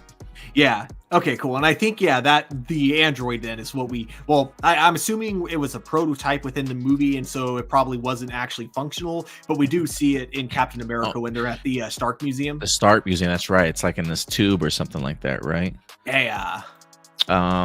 He does, if you guys ever want to read an Alex Ross Marvel take on him, check out, I think it's called Marvels. I think they highlight him a little bit in there. I think he was also a member of the Defenders or the Invaders, if I'm not mistaken, from back in the 60s too. But yeah, there's a part of me that wants to say that his android body was also utilized as a launching point for like the body of the Vision too, if I'm not mistaken. I might have to look that up a little bit. Don't quote me on that, but yeah. As far as the idea of a movie about the original Human Torch, I don't know if I want a movie about it, but I would be completely open for like a Marvel television series on him for sure. Just because of the fact that he's vastly, I don't want to say vastly different, but it would be kind of cool to learn a little bit more about the lore of Marvel Comics through that way. The fact that we used to have somebody even previous to Johnny Storm, and if you said it in the 40s during the war, or at least during that time period, I would really love to see. I love period pieces. I love the idea, especially focusing on that war and the struggles that the world were kind of going through that time. I would be interested to kind of see how people view somebody like an original Human Torch and Jim Hammond to kind of come to life. So I would be open for it, honestly, if they decided to do a Marvel television series off of it. Mm-hmm. Which MMPR episode was your favorite? The 5-parter Green with Evil or White Light? Oh, that's a good one. Because White Light is not the one I'm. I think that's trying to remember the reveal of I think that's the reveal of Tommy, right, as the White Ranger when he comes down as Jesus. That's right. Okay, actually, I'm gonna go with Green with Evil. White Light was cool, but Green with Evil, oh my gosh, that was when the Power Rangers had just like found exactly the right formula for the show. Obviously, it's not like every episode kept up that momentum, but that was when they had like their first real big winner on their hands. So I'm going with that. Green with Evil. That's not where Jason loses his powers, is it? No. Green later, with Evil right? is when he first appears. Because for some reason I thought the last half of that was maybe when Jason lost his powers and Tommy tried to get it for him. But no, you're right. That was a different storyline. Because that was the one I was like wondering with the white candle, because that's also the one I really like when Jason like fails to get Tommy's powers back, and just like a couple episodes later, you have just such a sweet moment between the two of them where like Tommy just like tells Jason, "I never blamed you for that." Yeah, that was always a really emotional, impactful moment for me, like seeing Jason fail at getting Tommy's powers back. But I would go with Green with Evil for sure. It definitely felt like, man, this is Power Rangers at its height. I don't know, it was just really cool to see an evil Ranger, man. Like I was always a really big fan of it, so I'm gonna go with Green with Evil. Me, AJ loves bacon. Good to see you, brother, once again. Coming through, man. It's good to certainly have you back. My own Power Ranger fan series, Power Rangers Unity Squad. Setting: the city of Harmony, a bustling metropolis built on the principles of unity and cooperation. Protagonist: Red Ranger Alex Chen, the leader of the Unity Squad and skilled martial artist. Pink Ranger Maya Ramos, a passionate and charismatic social justice advocate. Blue Ranger Ethan Kim, a genius inventor and tech expert. Yellow Ranger Liam Patel, a fun-loving and quick-witted prankster. Green Ranger Sophia Rodriguez, a quiet and introspective environmental scientist. Frame up. It says Sophia is framed for stealing a power technology from Harmony Lab, which is then used to wreak havoc on the city. The main villain, Madame Vortex, a rogue scientist seeking to discredit the Unity Squad and takes control of Harmony. The story behind it is the Unity Squad must clear Sophia's name, uncover the truth behind the theft, and stop Madame Vortex's evil plans. Along the way, they discover a hidden conspiracy threatening the very fabric of Harmony. The team would later face an evil Orange Ranger named Victor Vandal Vaughn, Triple V, who would be under the influence of Madame Vortex, where his motivations is to destroy the Rangers no matter what, even if it means hurting innocent people, and willing to sacrifice himself for Madame Vortex. Unlike many seasons where the evil Ranger would eventually join the team, Victor Vandal would stay evil the entire series no matter what. Okay. 3 plot twists: a traitor within the Unity Squad ranks, a hidden connection between Madame Vortex and Sophia's past, and a powerful ally emerges to aid the Unity Squad. To be continued. The Unity Squad investigates Sophia framing, and traitor among the team is revealed. Okay, all right. Not a bad start, AJ. What do you think, Stu? Yeah, I think a lot of potential there. The idea of someone who's like a traitor among them is something that hasn't been done before. Not that I can think of. Okay, during Beast Morphers, I was so sure it was going to happen during that show because there were some like moments I kind of noticed with Nate in the beginning in the first episode where I thought, ooh, did Nate plant the virus on purpose? And then, of Ooh. course, when he became the Gold Ranger, that's when I'm like, oh, no, definitely not then. And then, like, we get to the twist at the end, and I'm like, okay, I was half right. Let's see here. Sam. Hey guys, hope you're okay. What if Beast Morphers finished team up with Captain Chaku and he got his spin-off series adapted Space Sheriff Gavin with original footage? I actually probably would have been okay with that.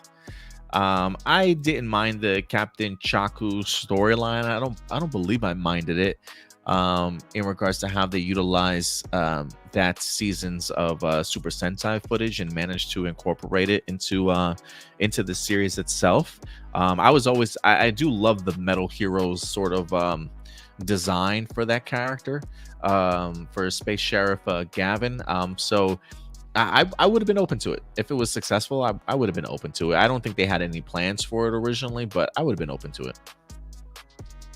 I saw a new trailer for Kraven the Hunter and it looks awesome, and the Rhino looked cool, better than the robotic machine.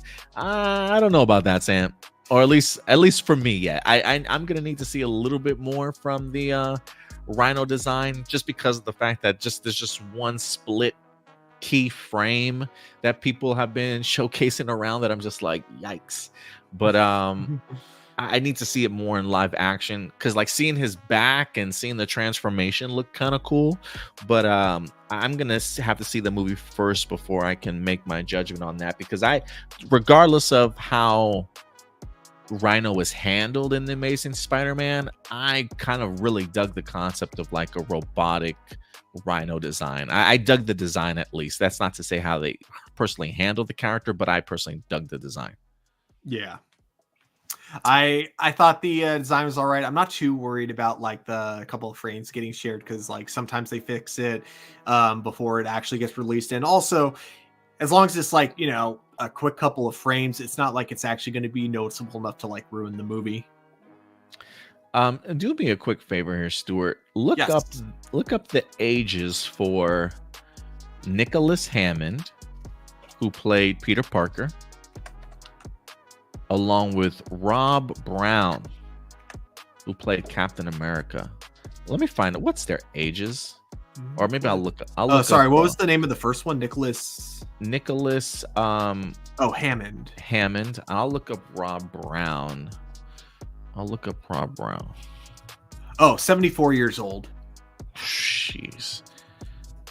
And I think Rob Brown or Reb Brown is 76. He's still alive, huh? Am I looking at the right gentleman? Yeah. And they both played him in the same TV show, right? Uh-huh. Yeah, Okay. I believe they're still alive. The only reason why I asked is the very next question we got here. It says, what if Marvel films from the 70s, like Nicholas Hammond reprises his role as Peter Parker, Rob Brown returned as Captain America, and Eric Kramer as Thor for the Incredible Hulk from the Incredible Hulk returns from another universe? I'm personally good. I'm good. I don't need that deep of a cut. Especially in their older age. I just don't know. Yeah, I'm good. I don't need it. What about you, Stu? What would you like to see? Personally, I see there's a good chance of Lou Ferrigno returning in Secret Wars, especially because of like how many rumors there were about like him coming back for Deadpool and Wolverine. Obviously, it ended up not happening, but I think for him it's a possibility, for Lou Ferrigno and the guy that played Bruce Banner. As for the other actors, not so much, because those are kind of deep cuts. I don't think there are too many people that like actually watch that show like religiously and are around today. But I could be wrong. If you guys know anyone who is like actually a fan of those shows, definitely let us know. I mean, maybe if they showed up in like the literal 70s costumes and they took their masks off and they're like these old men, then maybe we would get their reference. But like if they just sort of popped up as these characters, I just don't know if it would connect. Or I would agree. I think it's a little bit too deep of a cut. So I'm good. Yeah. Jessica Fryman, would you like to see Static Shock make a comeback like a new animated series or live action movie if given better marketing and promotion? Which Power Range? Yes, I would like to see Static Shock to make some sort of comeback. And which Power Ranger spin-off series do you think could have been the next Power Ranger series? Wait, what do you mean? It says which Power Ranger spin-off series? Which Power Ranger spin-off series do you think could have been the next Power Rangers? Oh, like as in like having that fame as of Power Rangers. I think there was probably potential for Beetleborg if the Metal Hero show didn't completely change direction in the next season. If they kept to that kind of style, I think Beetleborg probably would have gone on, because from what I hear, it was only because they completely did a 180 with Metal Heroes that like they couldn't use the footage anymore for Beetleborg. Gotcha. Okay. Because it basically goes from looking like, the cool looking Beetle robots to literally the next season looks like Teletubbies. Yeah, I still stick with VR Troopers. I don't even know how many seasons that show ran for, like no more than 2, maybe. I don't even know. Seasons were so vastly different back in the 90s, man. In regards to like how many episodes they had per season and stuff. I have no idea how long VR Troopers was, but I still to this day is like, give me VR Troopers again, man. I don't know. I just think there's a perfect opportunity for them to do that. There is a lot of potential with it. I do think this show could be rebooted into something pretty unique. I think so too. The most talented man alive is here with us today. Appreciate you certainly coming through. He says, now that and this is our last question here. Now that Deadpool and Wolverine are part of the MCU, there are a few things we can expect from them. Firstly, their integration into the MCU is still in its early stages, and we can expect to see more of them in future Marvel projects. The end of Deadpool Wolverine sets a stage for their continued involvement in the MCU with the possibility of teaming up with other Marvel characters. I will say I do wish that the ending of Deadpool and Wolverine lent to a more connective tissue to the bigger MCU story that was kind of being told. It definitely ended in the sense of the movie felt like it was complete in the sense of wrapping up their stories via Marvel or via Fox, and a nice sort of send off to that era of Marvel movies. But I guess maybe I was hoping for a bigger or better post-credit scene, something that would kind of connect the ties a little bit more than what they did. But we'll see. We'll see how they're utilized. What's next for Deadpool? We can expect to see more Ryan Reynolds as Deadpool, possibly in a solo film or part of the larger MCU ensemble. The success of Deadpool and Wolverine has paved the ways for more rated R Marvel content, so we may see Deadpool continue to push the boundaries on what's possible in the MCU. Stuart, before we move on, do you have an appetite for a Deadpool 4 as of right now, or do you think he'll be more involved in other storylines before he gets another solo film? I think he'll be involved in at least one storyline before he gets another solo film. You don't think they're done with Deadpool movies? No, I think we're going to get at least one more. I'm just not in a hurry for it. And I don't think Marvel Studios is in a hurry for it either. I think now they're just cool with having him kind of be a side character and other things. But I do think there is room for more like solo Deadpool movies. And by solo Deadpool movies, I mean Deadpool movies where he's the lead. I still would love to see him teaming up with other MCU characters, especially Tom Holland Spider-Man. I think there would be some hilarious chemistry between the two of them. Yeah, I'm in agreement. I mean, look, after this movie made $1 billion, there's probably going to be studios asking for another Deadpool movie. But we'll see where he pops up in next. What's next for Wolverine? Hugh Jackman's return as Wolverine has been a major talking point. We can expect to see more of him in the future projects. The multiverse storyline of Deadpool and Wolverine has opened up the possibilities for different variants of Wolverine, so we may see Jackman and other actors play different versions of the character. Yeah, I think we probably have maybe one more movie for Hugh Jackman as Wolverine, maybe two tops. But I think after that, I think we're done. The multiverse. Let me see. The future of the X-Men in the MCU, the integration of the X-Men to MCU is still in its early stages, but we can expect to see more of the characters we love in Marvel projects. The finale of Deadpool has set the stage for a potential X-Men reboot or revival, with the possibility of new characters and storyline being introduced. Would you like to see more Deadpool and Wolverine, or even different variants of past members of the Avengers, even played by former cast members, but in switched roles? Yeah, I'm always down for more Deadpool and Wolverine. Different variants of past members of the Avengers, even played by former cast members, but in switched roles. That would be pretty interesting. Maybe that's something that they do in like Secret Wars a little bit. I think Secret Wars is going to be kind of all over the place. But I do think if we're going to see Deadpool and Wolverine anywhere else next, it's probably going to be that film for sure. Mm-hmm. I am just curious as to what they plan on doing, like between Doomsday and Secret Wars. I've been hearing some news about the idea that they may have like Battle World movies, like solo films. Like for those of you who never read Secret Wars or the lead up to Secret Wars, the Jonathan Hickman run, they have this huge event that I think is orchestrated by Doctor Doom, if I'm not mistaken, due to like incursions and stuff that wind up creating like pretty much a whole brand new universe, being Battle World. Like just think of our world, but having sort of like different sections of countries and continents kind of cut off and being owned or regulated by particular heroes or villains or organizations, sort of thing. Like there are certain parts of like North America that's controlled by the Maestro, which I think is like an alternate version of the Hulk, if I'm not mistaken.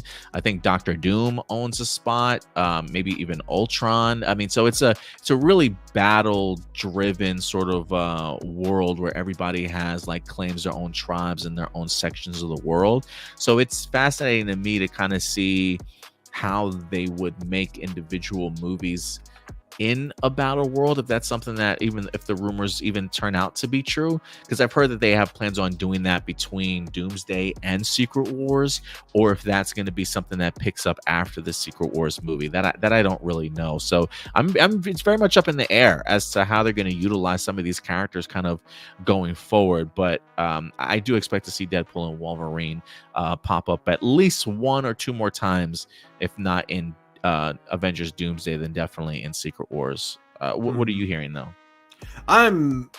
I'm not hearing anything, but I'm just assuming Secret Wars, because I feel like if there's any movie to bring the multiverse together, that's the one to do it with. I guess technically Doomsday too, because Doctor Doom will also be from a parallel universe. I don't know, but I'm gonna go with Secret Wars. I think for Doomsday they'll probably focus more on the Young Avengers, and then Secret Wars will probably focus more on the legacy Avengers, along with legacy Marvel characters. I think you're right in that regards too. But yeah, guys, I believe that answers everybody's questions. I just wanted to refresh the page, make sure I didn't miss anything here, but I think we did tackle everybody's questions and comments, y'all. So thank you, everybody, for certainly joining us for live viewer questions and submitting your questions on a weekly basis. We love hearing what you guys are certainly talking about and picking your brains for sure. Let's see here. Now that we're done with live viewer questions, I guess time to look a little bit forward to the future as to what the channel has for this week. Hopefully we'll have an Alien Romulus review for you guys sometime later in the week after I get the opportunity to certainly watch it. Expect that maybe like a next Friday or Saturday though review. We did recently drop our Wolverine and Deadpool report card for the movie. I don't know if we shared the report card with other people or not, but believe it or not, it's actually our very first A plus that we've given to any film that we've done around here. This is a consensus of 4 of our team members, believe it or not. If you're wondering why this thing didn't score tens all around, it's probably because of me. I think I personally graded it a B plus, but we had a lot of A pluses, a lot of A's in regards to Deadpool and Wolverine. So big fan of the movie around here for sure. What's funny is that like it's not my favorite Deadpool movie, but I can't really think of too much wrong with it. I just didn't enjoy it as much as Deadpool 1 and 2, but it was like for what it was trying to do, it did its job really well. I also have a the Rings of Power. We had an official trailer that dropped this past week. I recorded a review for it, but I haven't had the opportunity to edit it and create a thumbnail yet. So I may be dropping in the next day or two a Rings of Power official trailer review for you guys as we get closer to August 29th, in which the series is set to return for its second season on Prime Video. So get hyped for that. Stuart, are you still planning on doing My Adventures of Superman season 2 review? I don't know why I keep blanking on that. I will. I don't want to promise anything, but I will try to either get it done Monday or Thursday. I'm so sorry. I've been blanking on that. Yeah, no, it's gone over my head too sometimes. Sometimes it just pops up in my head like, what other projects topics do we have coming to the channel? And then if anything, I'm gonna try and cut some clips from this episode. Maybe we can put some shorts up on the YouTube channel, also up on our Instagram, along with TikTok for you guys, and any reviews for any big trailers that might wind up dropping this week for us. We'll definitely be here for you guys. So if you haven't subscribed to the channel yet, hit that subscribe button. And also, if you guys have any behind the scenes stuff, featurette stuff, interviews for upcoming movies that the cast or crew are talking about that you want me to do a reaction to, again, that is something that we've kind of been introducing towards the channel a little bit. So if you guys have anything that you guys would like me to personally react to, go ahead and submit that over to the channel or in the comments, and I'll definitely go ahead and tackle that stuff. But other than that, yeah, we might have some new stuff that's dropping this week. I may try and get together with the teammates and see what other projects we might want to tackle in regards to reviewing for you guys kind of going forward now that the fall schedule is about to be here. So we'll definitely keep you guys posted. I personally will be doing the Rings of Power Season 2 review for you guys beginning August 29th. So look forward to that. Yeah, we'll definitely keep you guys posted throughout the week. So, Stuart, if people want to follow you on social media, man, where can they find you? You guys can find me at TurboStew01 over on Instagram. And now I just got an account on, I've had this account for a while. I've only just now started using it, but I just got an account on Letterboxd. And what I started doing is I am going through all the classic Universal monster movies, and I'm adding basically a review for all of those movies. Trying to do 1 week at a time, although this week I'm a bit late on it. But yeah, so far I got, even though this one's not Universal, I got the original Frankenstein from 1910, and then of course the famous Universal Frankenstein movie from 1931. And so my plan is to hopefully go through every horror movie produced by Universal from like that era of Hollywood and have a review for all of those on there. Is Letterbox, is that like video or is that like typing? Are you writing out these reviews or what? Yeah, it's all written reviews. Okay, gotcha. Okay.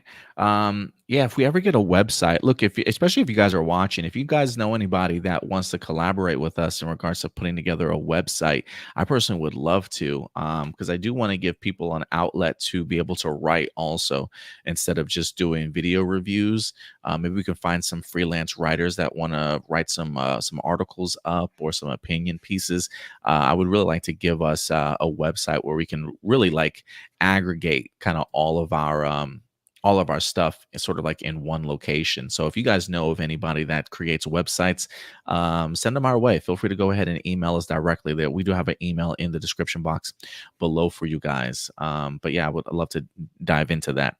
If you want to follow us on social media, everywhere as you see down below at A Plus Opinions, we do have a TikTok page at Hero Report. If you want to follow us on a daily basis, not only here on YouTube to subscribe to, but also check out our Facebook page, A Plus Opinions. That's where we post all of our articles throughout the week, any brand new trailers, posters, exclusive images. We keep you up to date on a daily basis there. And then we take topics from our Facebook page and then we talk about them here on A Plus Here Report at the end of the week. So definitely follow us at A Plus Opinions. But other than that, guys, that will do it for us here. Other than that, do us a big favor. We'll see you guys next week. But in the meantime, take care of yourselves, take care of each other, and keep it A Plus. We'll talk to you guys later. Bye.